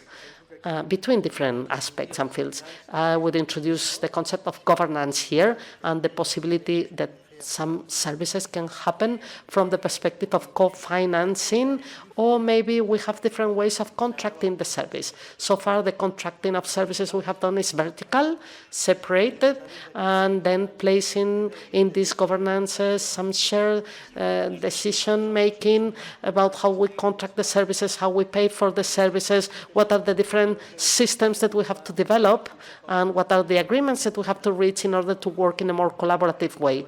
This means that sometimes the composition of the governance and maybe the functional plan or the strategic plan that has to take place from a territorial level can be different. And I think that maybe we won't have time to go in depth, but I think it's very important to see a progression in the sense that breaking a little bit not only the care model, but thinking about all the different management aspects that lead to a disintegrated action sometimes. How do we line them up and how we introduce them in this governance? Anna, any contribution? Microphone, please. So as Anna was mentioning, there are some specificities which are indeed interesting to bear in mind, of course. There's macro governance, but then on the field, on the ground, you need to also focus on micro governance. And we need to adapt, of course, to the circumstances and the specificities of each region. And not only the specificities, but the needs, right? Because needs are heterogeneous depending on the region where you are providing services. Not to speak about the availability of resources, which is also an important difference between regions. And we need to find the right balance between the available resources here and there on how we work together. And out of what our colleague from the Netherlands was saying, this was very interesting and thought-provoking. It's important to ensure that professionals get to know each other and that we somehow merge efforts and cultures, because we have different professional cultures also. And this is another element that we need to reflect upon. We believe it's very important to get to know each other, to network, to discuss and reach consensus before we kick off, right? Or in the process, rather. So getting to know each other is also a part of governance, because if we don't know each other, it will be impossible to build the model together. This is about grounding things down, right? In a more horizontal and cross-cutting field or approach. So indeed, this is a key element to ensure things work, to ensure things happen. Thank you very much, Anna. Any other contribution, please, Mickman? If you want to intervene, do not hesitate to tell us. Just to carry on from that theme about people learning and working together, size matters. So there's a critical size of a population that can kind of interact and learn together. And we're finding that our integrated governance arrangements for the 31 integrated authorities that we have in Scotland are average, if you exclude the islands that are very specific. Probably each integrated authority has a population of about 180 to 200,000. That's still too big. And some of them are much bigger, you know, big cities. That's still too big for professionals and managers to know each other, to work together, to build trust and really effective relationships. So we're finding that we have a governance structure that we then have a locality arrangement. So the delivery will be at a level of around maybe 50 to 80,000, 50 to 75,000 for localities. And that's where the magic happens. Because with that size of a population, the social workers and the primary care teams and the mental health teams and the third sector know each other. They connect, they build relationships, they trust. And that makes a bottom-up governance model work. So it's understanding your population and not coming up with a magic number, understanding that some governance arrangements will look slightly different because you need to match it with your population. So I just thought it'd be useful to talk about some numbers, because as Juan said, in England, for a population of, you know, some of them are 1.5 million. That's just not, you're not going to integrate at that macro level. So our biggest city has a population of about 600,000, the City of Glasgow Integrated Partnership, but we need to drill down to localities because they look very different locally. Mm-hmm. Madam Migman, would you like to contribute to this magic formula, to the magic figure Anne was referring to? Well, she said it doesn't exist, actually, but I mean, what is your contribution to have access to the local environment? I'm sorry, I don't have English translations, okay? Please, hello, can you hear me? Ask your last question in English. Yeah, it's Anne told that there is some kind of a number, a figure, to keep the contact between the local areas and the higher structures. And she said that to scale this kind of projects, you need some kind of governance, but with a number. I don't remember exactly it was 8. Yes, sorry, Anne. I was talking, Mirella, around localities. So we might have governance at a population of maybe 200,000, but we need a more local locality forum to get joint working. Yeah, okay. Yes, I can understand. Just the next to Anne, I couldn't translate that. I think that's very important, and it's related to, I just pointed out a little bit about scale, you could say, what to do on what scale, and thinking about that. And you could say, multiple scales, because of course, where the services are really, you could say, delivered, or the interaction is between people, that's always on a kind of a local level, you could say. That's always nearby, that's always in the community. But we learned also that you have to make connections also, of course, on that level. But it's also important that the responsible organizations are connected, you could say, and arrange the governance on a level that suits that area, you could say, or the geography that's there. That means something very different also for organizations. So the boards, the CEOs and supervisors of these organizations also really have to do other things and make other connections. So the governance on the more, you could say, above local level is very important. And I did some work also about puzzling, you could say, what could be a suitable scale. And there's not really one answer, because there are differences in countries and in types of city areas, different than a less populated area, etc. But still, we learned some principles about how you can think about what is a suitable scale for your specific area and your population. And there were a number of points, and they're also on my slides, which are important we learned. And that's the first point is volume, you could say. because when you have a large volume of people with a certain need, then it's more logical to have a more decentralized level, you could say, yes, or a smaller scale, you could say.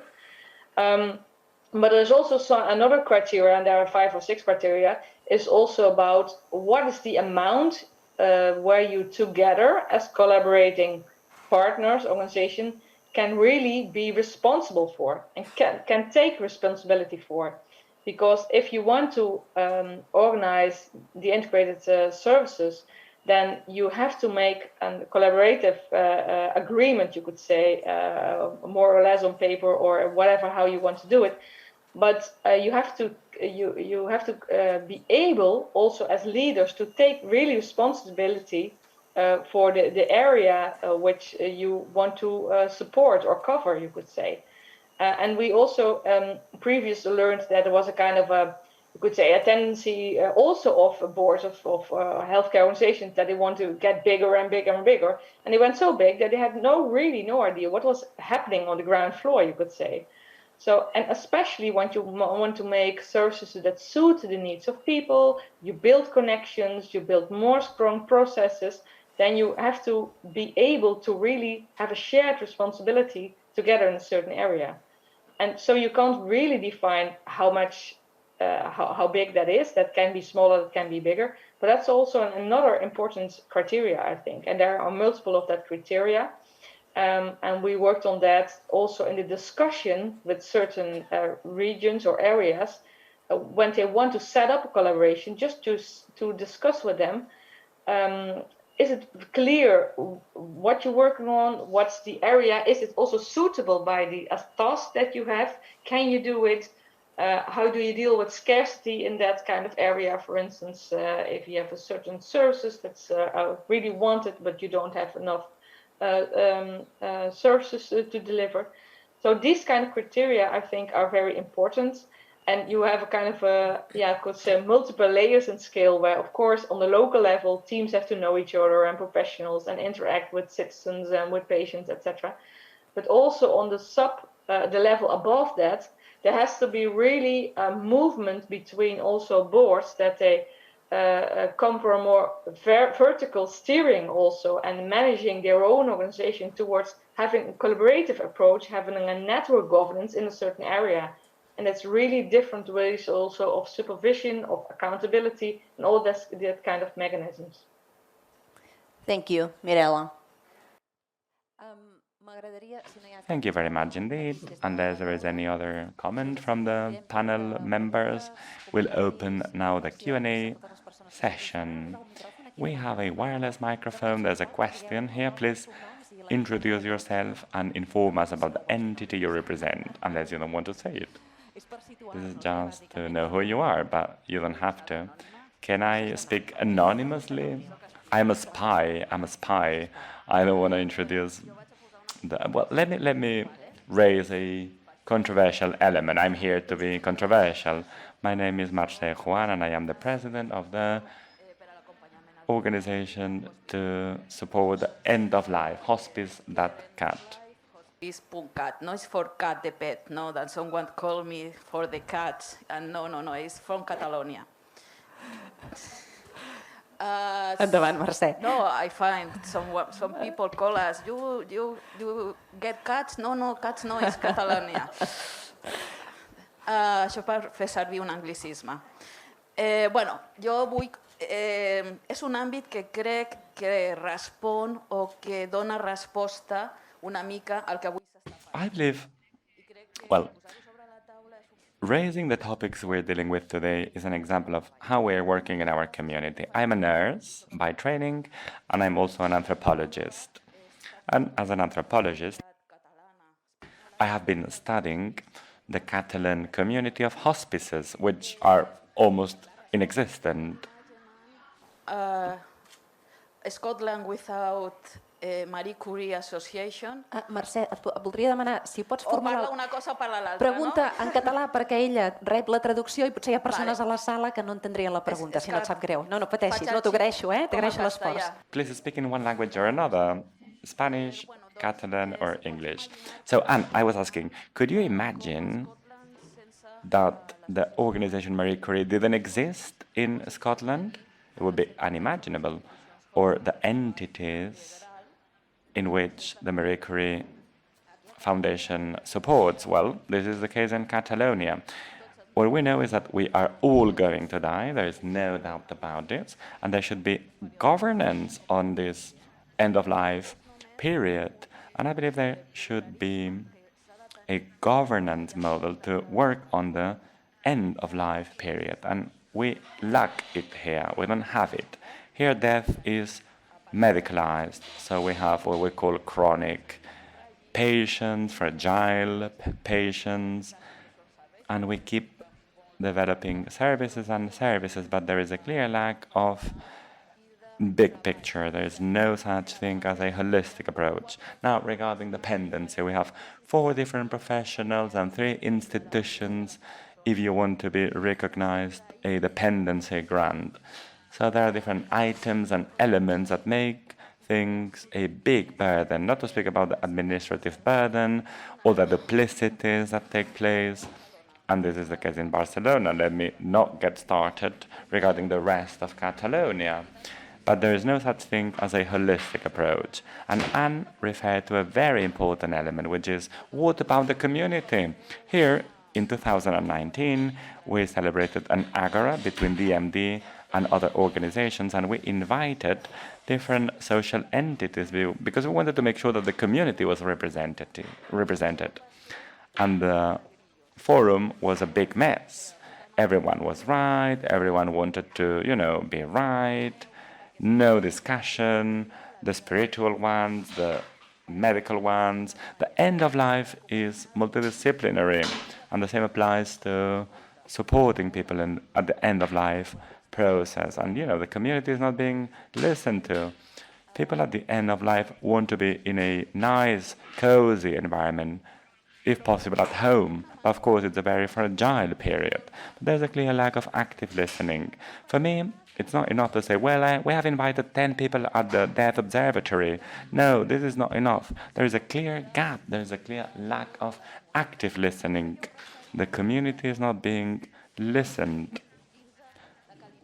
The Economist already referred to the death global quality of life in 2009. So a lot has been done, but yet we have many different milestones to be achieved. From an institutional perspective, there are so many duplicities. It's a big chaos. I would like to urge Catalonia to set up a governance model for the end-of-life process, because we are all going to die, and we need a governance model. Could you please conclude? So in the Netherlands, there's Burzuk, which is a very interesting experience about how to deal with the end-of-life period from a multidisciplinary approach.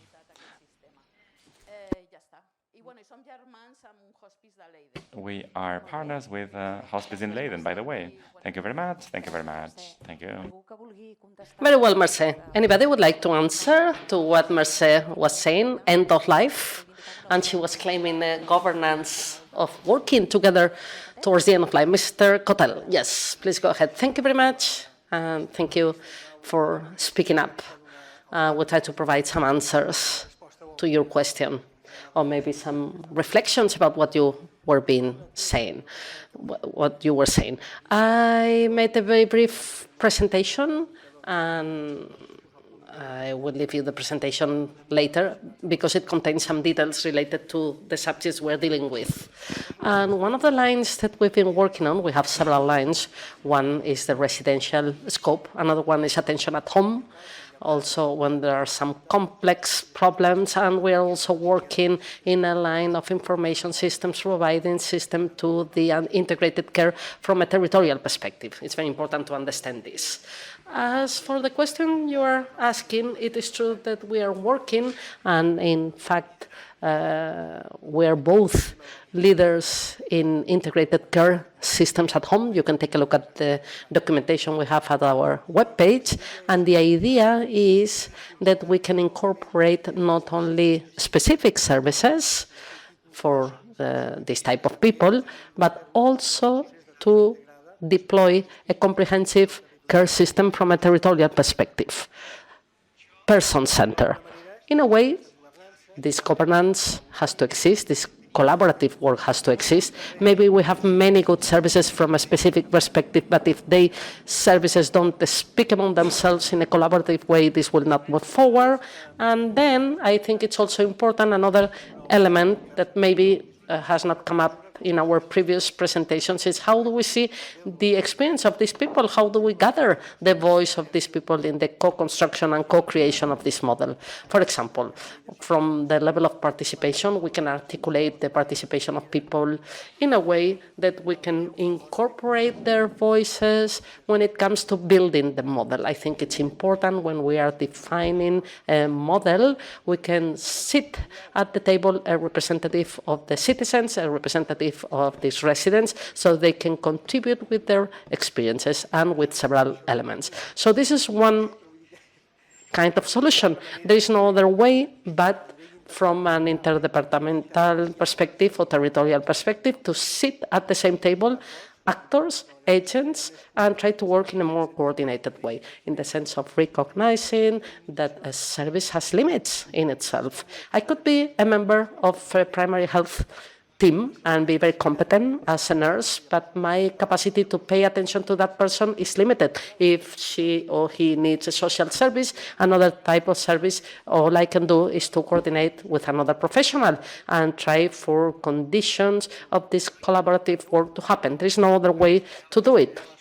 So we have to create the different conditions from a department perspective, from a territorial perspective, and it's not only our responsibility, but local leaders, managers, and local managers have to do it in order for this to happen. And then we have to understand from our limits, no matter how many competences we have, that we have to work with other people in order to care for people. Great. Any other contribution? Anne, would you like to say anything? You've made a lot of very good points. One thing I would say is that we need we have in Scotland a national strategy on palliative and end-of-life care, living and dying well, and we're refreshing that. But we don't have separate governance arrangements. It's really important that the strategy is implemented locally within the local governance arrangements that span the whole life stages. And it's really important that there is assurance of any Marie Curie or independent hospice provision. And so our health and social care inspection bodies, our scrutiny bodies, will assure the quality of the independent hospices. So I am a director for one of my local hospices, and we just had our unannounced inspection of the quality of the services we provide. But that is part of the national model of scrutiny and assurance. And the services of the independent hospice are commissioned by the Health and Social Care Partnership, as well as independently funded by the local community. So the other element that is important to recognise, and you talked about it, is that communities themselves support end-of-life care. Friends, neighbours, family members support people at the end of life. So we have in Scotland a growing movement for compassionate communities, and I have heard of Compassionate Vic in Catalonia, and I suspect there will be many other examples. So at a very local level, some of our towns and communities are embarking on the model of a compassionate community, taking a very public health approach to demedicalise dying and enable ordinary people to support ordinary people. And I think that's, you also mentioned the Buurtzorg model, and Mirella will probably have more knowledge of that from the Netherlands than I have. But we tested that type of model in some areas in Scotland, but felt that we wanted to adapt it to a much more interdisciplinary and a model that also involved the third sector partners, rather than it being a nurse-led model. So lots of things there that, you know, I think are really interesting to explore, and I'm sure that Juan and Anna will be kind of building those thoughts in. Thank you, Anne. Mirella, would you like to share anything else about this point? Yes, I think there are, you could say, kind of common issues or topics in our different countries. For instance, for the palliative services, you could say, that's of course important, and also a kind of a tradition in our country that it's quite, you could say, well, it's, of course, it can always be improved, but quite well developed that we have palliative care services and networks also who are, you could say, try to work together also to have quality of end-of-life care with all kind of different options and services from hospices to being at home. But what we now also see is that in all over the country now, because we have the stimulation extra, you could say, of the new Integrated Care Agreement, Integrated Care Act. So it's not a law, you could say, it's a national kind of a policy, or more less an agreement, that every specific area is defining its focus points, you could say. But when we look at that, you see that living elderly at home is everywhere a topic, you could say. Youth care is something that should really be also improved in our country. And also certain groups in, you could say, who need more mental support.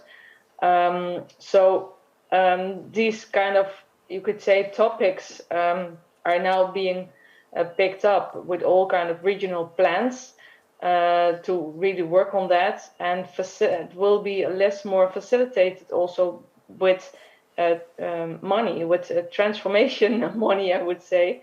And when they're now setting up a kind of, you could say, regime, so that regions can also ask for a little bit more money to make the transformation happen, because we know that, well, in earlier ideas it was that there should be more nursing homes, but now that stopped because we say we can build them, but we don't have staff to work there. So the shift really towards a home and reducing care and support, healthy living and things like that are so huge, you could say, that, I think it's supportive in a way that these kind of transformations are acknowledged, are kind of written down, you could say, in policies, that there's some money going towards the regions. But then still the issue is the execution, you could say, and the collaboration and how you do that. And also a kind of a risk that I see in the Netherlands is that it's getting very crowded with all kind of persons and peoples and support and advisors who want to make it happen. So also for CEOs and boards, we have a lot of tables where they have to sit on. So there's also kind of a risk that they're talking a lot, but it's not going fast enough. Thank you. Mirella. More questions, comments? Please come close to the microphone. Yes, good morning. First of all, I would like to congratulate the team who has made possible this work, and also about the integration, social and health integrated care, the work being done between both departments, health and social affairs, because it gives us a very nice theoretical framework. So far, we have not had this framework, although, of course, they set the foundation. I would like to say that, knowing, as Mr. Contel has said, that the calendar of implementation can be very long, what are the different specific measures that can happen now because we are very worried about the situation that we have at these residences and also home care. With the pandemic, people, well, now it seems that the situation is not very clear and they are not cared for by the professionals of these teams, taking into account that sometimes these people, well, they have the same rights as other citizens to be cared for by the team of reference within the framework of primary care. And in many cases, it's like a discrimination because these people, why shouldn't they be cared for by their professionals? I think this should be an expensive measure, but not so expensive if we were able to implement it. And besides the fact that we will avoid many transfers to hospitals that are taking place now. People with an infection are maybe transferred to a hospital, and this represents a high economic cost. And the consequences on the patient, it is very clear. There are some things that could be implemented already, and I think that if we could try to make some improvements in social and health care from a more qualitative perspective for these people, I think that the first thing will be to be cared for by the primary care team. And this could be done, although it's difficult in some parts of the territory. I'm sure that many teams would do it, and they would be willing to do it. Therefore, maybe you know other examples that could be implemented already. Thank you. Could you please tell us your name and whether you represent any entity? I'm Teresa, I'm a retired nurse.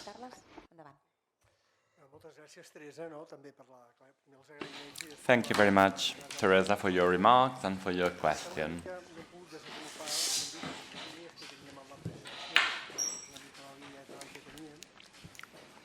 So within the residential and home attention model, we're working down the two lines.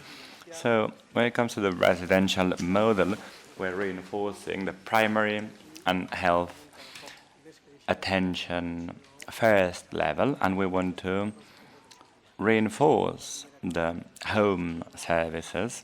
We have a timeline, and we have already engaged professionals at primary health centers who will be also working in the home attention services within the primary health sector. Of course, this will have a timeline depending on the available budget, etc., etc.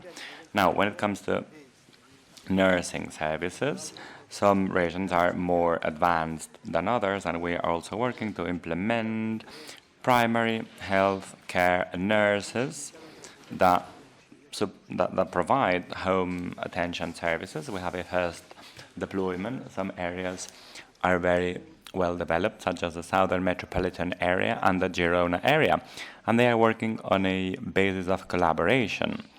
And of course, there are many challenges ahead, such as when it comes to information services, is an important challenge.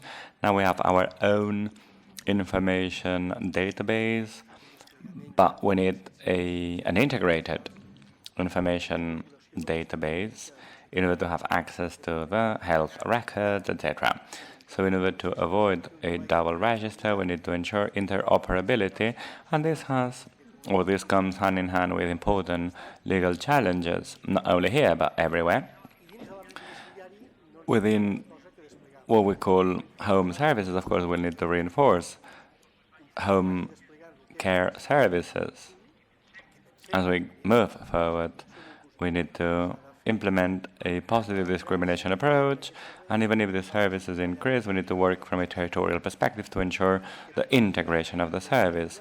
And in collaboration with the implementing territories, we need to ensure that the TOM program, which is a home care attention model, and SAT, Bianca from SAT is here.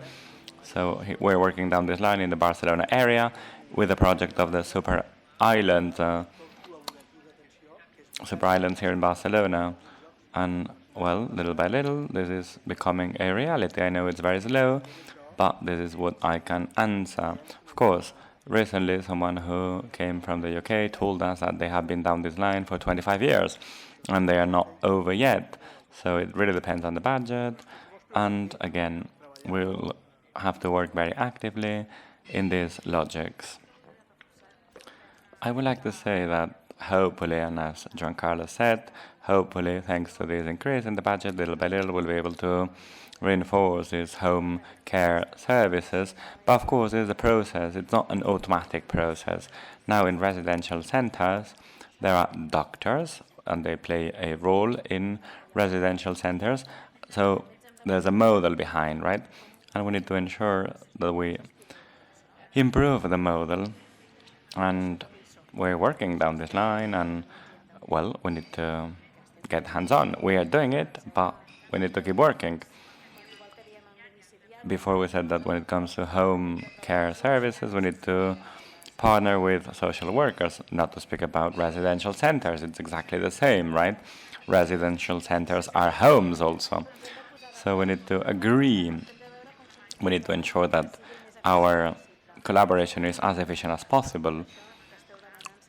Everything you're asking will happen soon, again, but believe me, there are teams behind, and we need to operate a change of mindset. It doesn't happen from one day to the next, as you will understand, and we're working down this line. Again, I understand that we will all contribute, we'll do our best, because this is in benefit of quality of life. This is the joint objective. What is the joint objective? Improving quality of life of our patients and users, and I believe, and I am 100% sure that we'll reach consensus, but it doesn't happen from one day to the next. And allow me to do a little shift in the script. Giancarlo, as you mentioned before, that you had a document with a Catalan model, and my suggestion would be, well, if it's very long, there's no time, but oh, it will be made available. Okay, no problem. I just wanted you to feel free to tell us about the Catalan model, because perhaps the explanation would answer to some of the questions that have been raised. No, the presentation will be made available, and it's available in the website of the integrated care model.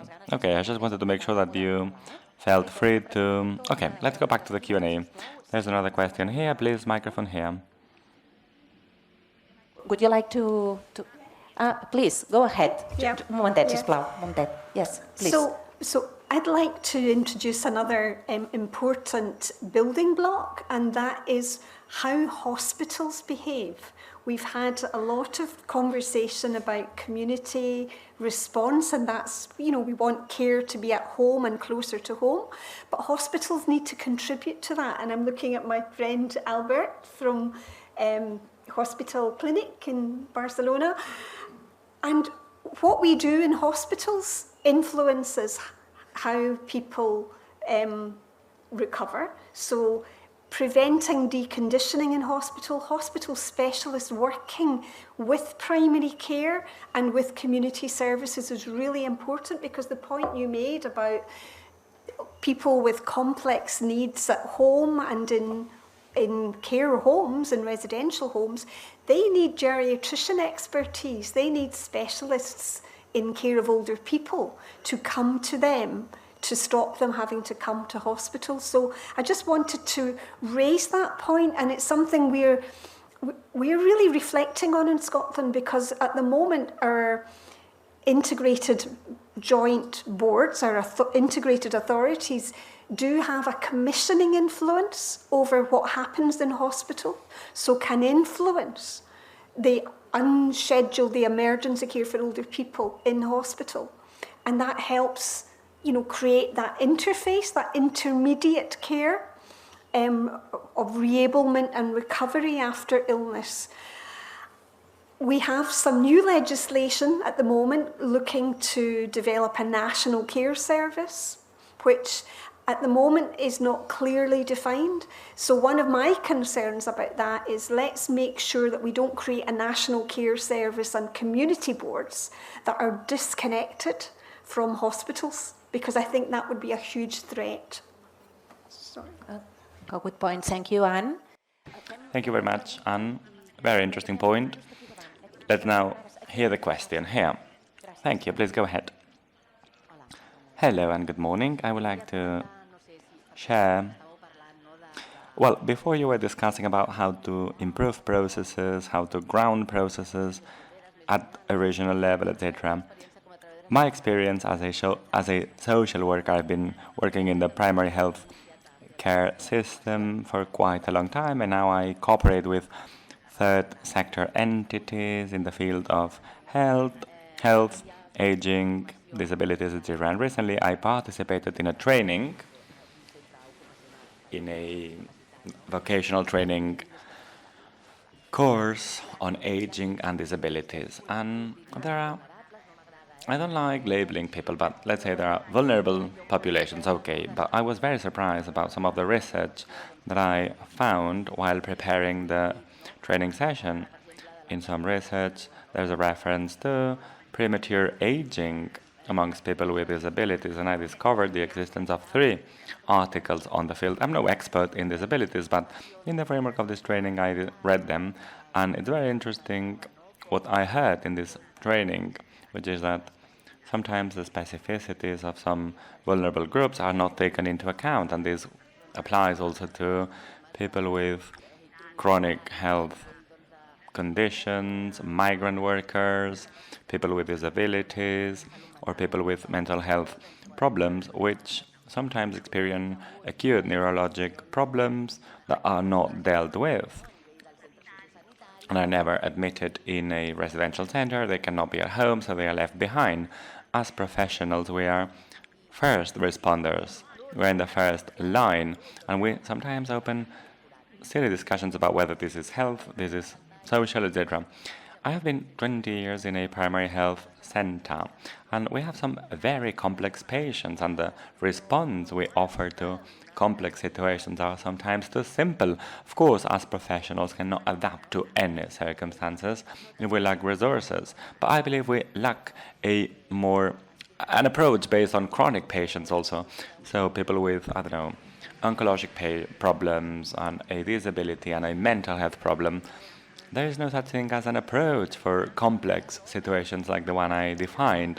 I would like to know if there's a specific work line devoted to these specific complex cases, because as a professional I felt so anxious, and sometimes these people die in unacceptable circumstances. So is there any line to deal with these very complex cases? So now regarding your reference to people with disabilities in the framework, and as Juan Carlos said, there are 4 main lines. The first one has to do with residential attention models. In this case, we have 2 working groups. One is more for what has to do with elderly people, and the other one is on people with disabilities. We're working on the definition of a model, because as for elderly people, things are more advanced. So we're in the process of aligning things. Now, when it comes to integrated home care services, well, when we deal with home care services, we try to include all cases, also complex cases like the one you mentioned, in order to respond to very complex needs, or to the needs of very complex patients. We need to ensure that we respond to all circumstances, not to individuals, but to all circumstances, because we can find ourselves in very difficult situations indeed. So we're working down this line, perhaps not everywhere, because not everywhere we have the same availability of resources, but there are interesting experiences in regions where they are responding to people with very complex and diverse needs. One in a tailor-made manner, right? In a tailor-made approach. When it comes to mental health, this is another research line. We have placed the focus on transitions, on how to transition from one model to another. And of course, the focus has also been placed on children.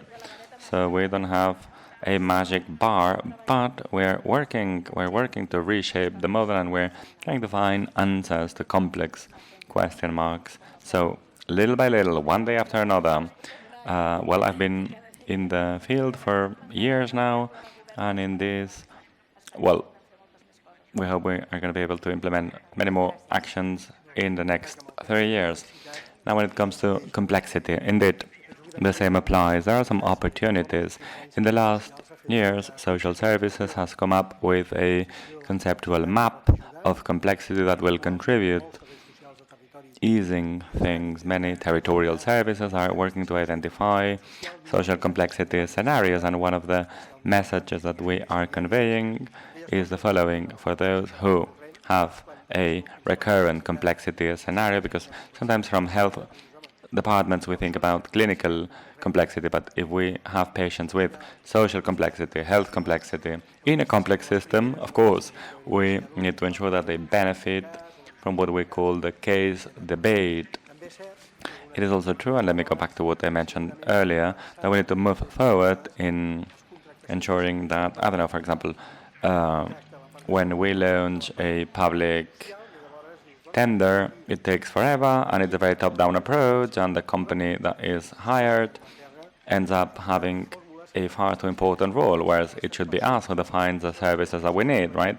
So as for patients in a situation of complexity, we need to have specific areas in which we don't have to fight one administration against the other and agree on the services the person needs, and thus use this joint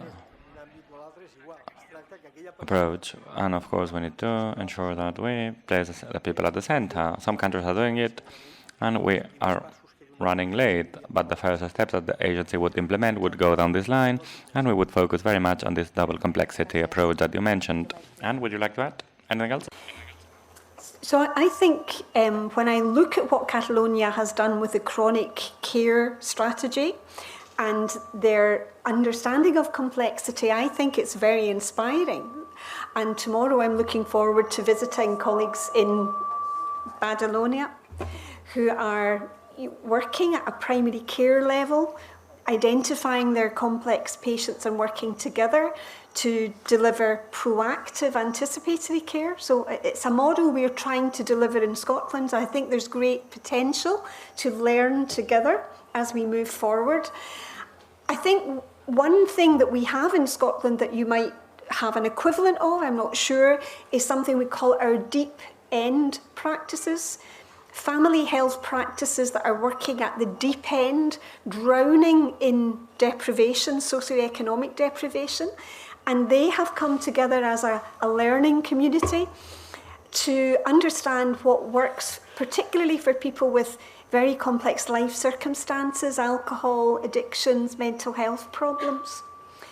And that requires a particular focus in the way that we design integrated care around those deep end practices, very much on a cross-sectoral basis, not just health and social care, but health and social care and employment and education and social welfare in general. So I think there's something really interesting around complexity, not just frailty and end-of-life care, not just adults with multiple chronic clinical conditions, but also those complex life circumstances, that group that I think you need a particularly tailored approach to.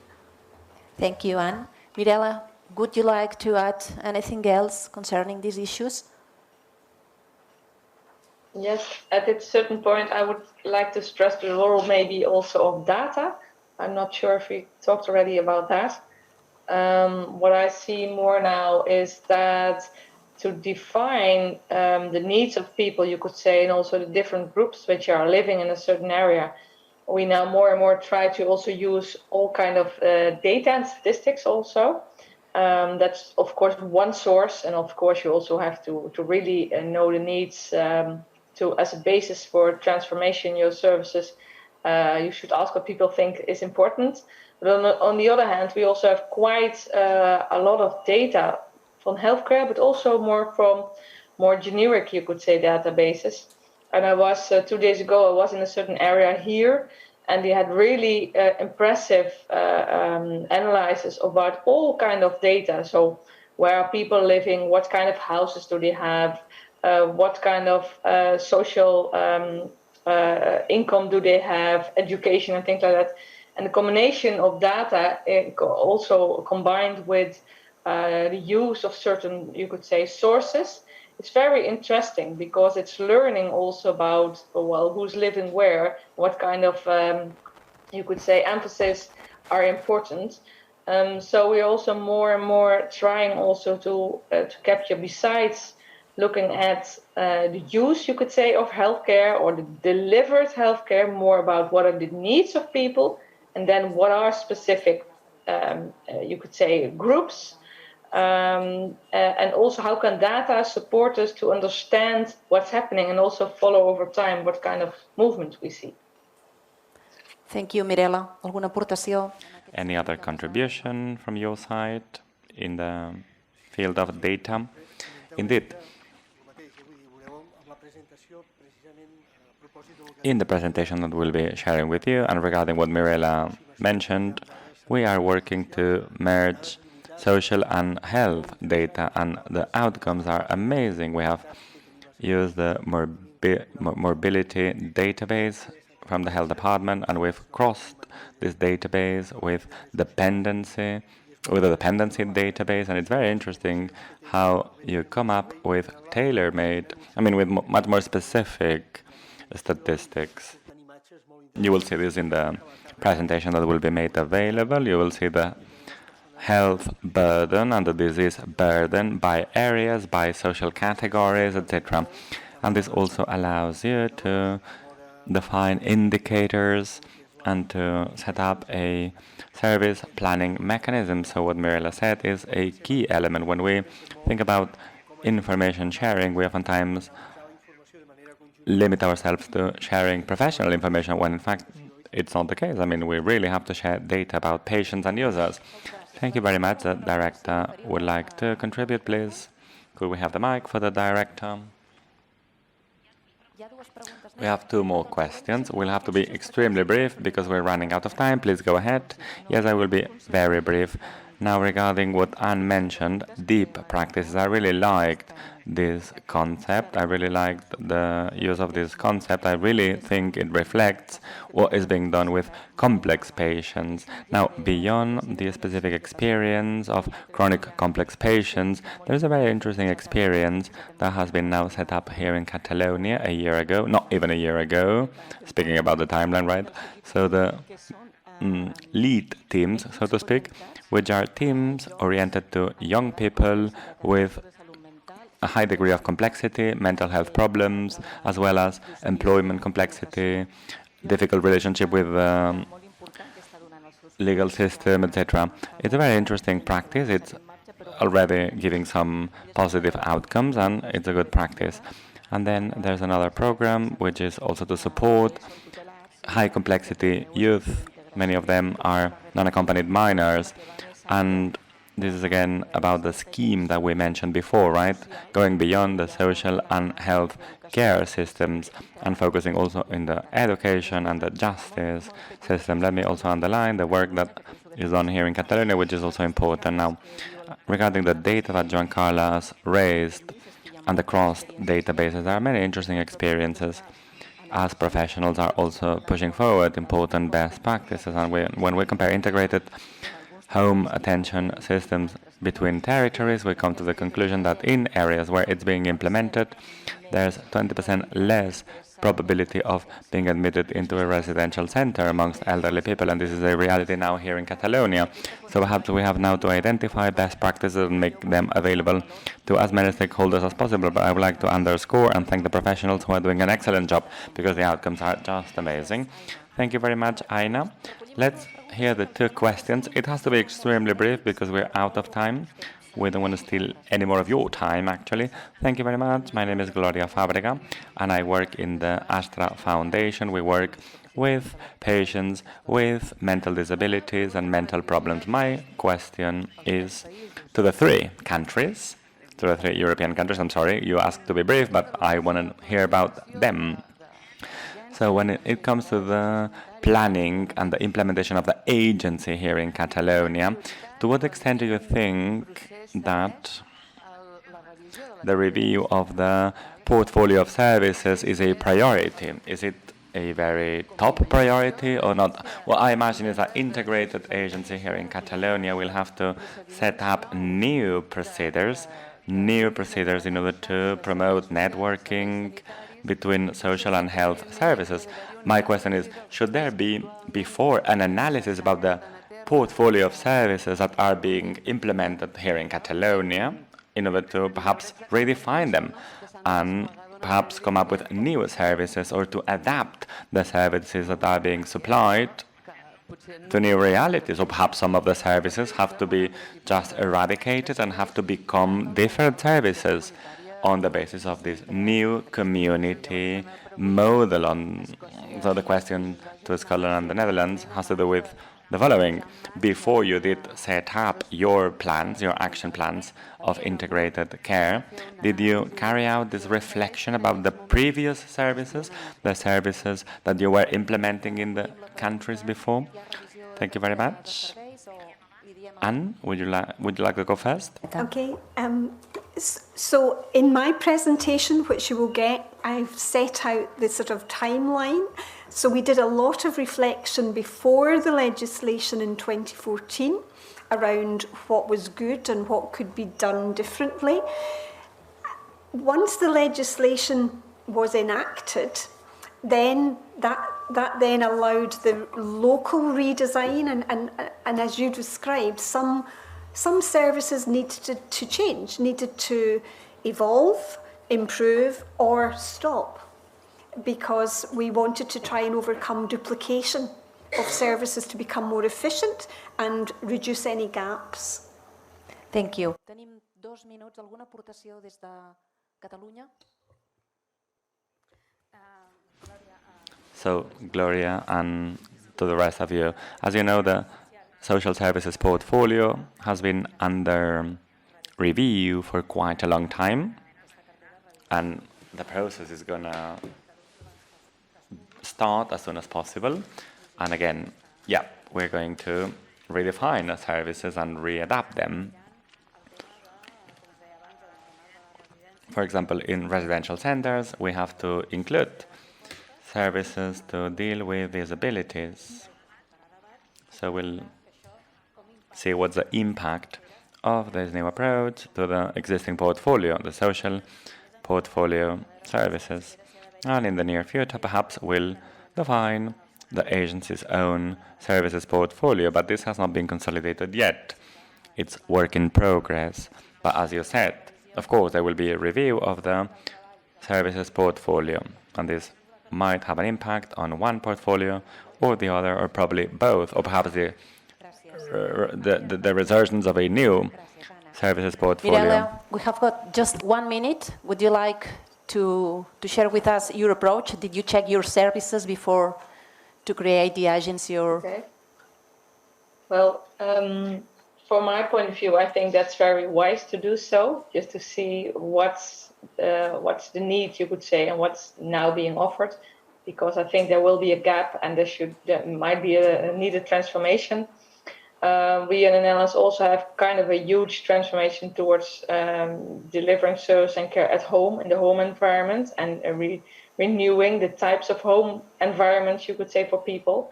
So that's really a big change for instance, hospitals.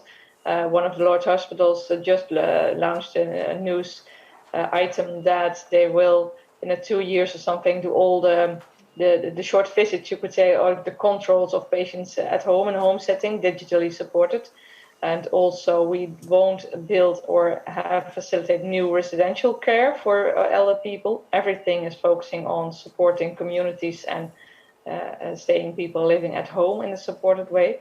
So that's also really all different services, you could say, and looking again about what are the needs, how do we do it, how should we do it, and what transformations are needed, and what can be digitally supported also in another way.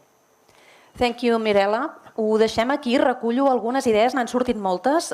Short summary. Many ideas. Anne said having an agency is very important, yet it's very important to have a grassroots social movement that supports the agency. So we need to network and work top down and bottom up. We need to prove what we're capable of doing. Early adopters, and the rest will come.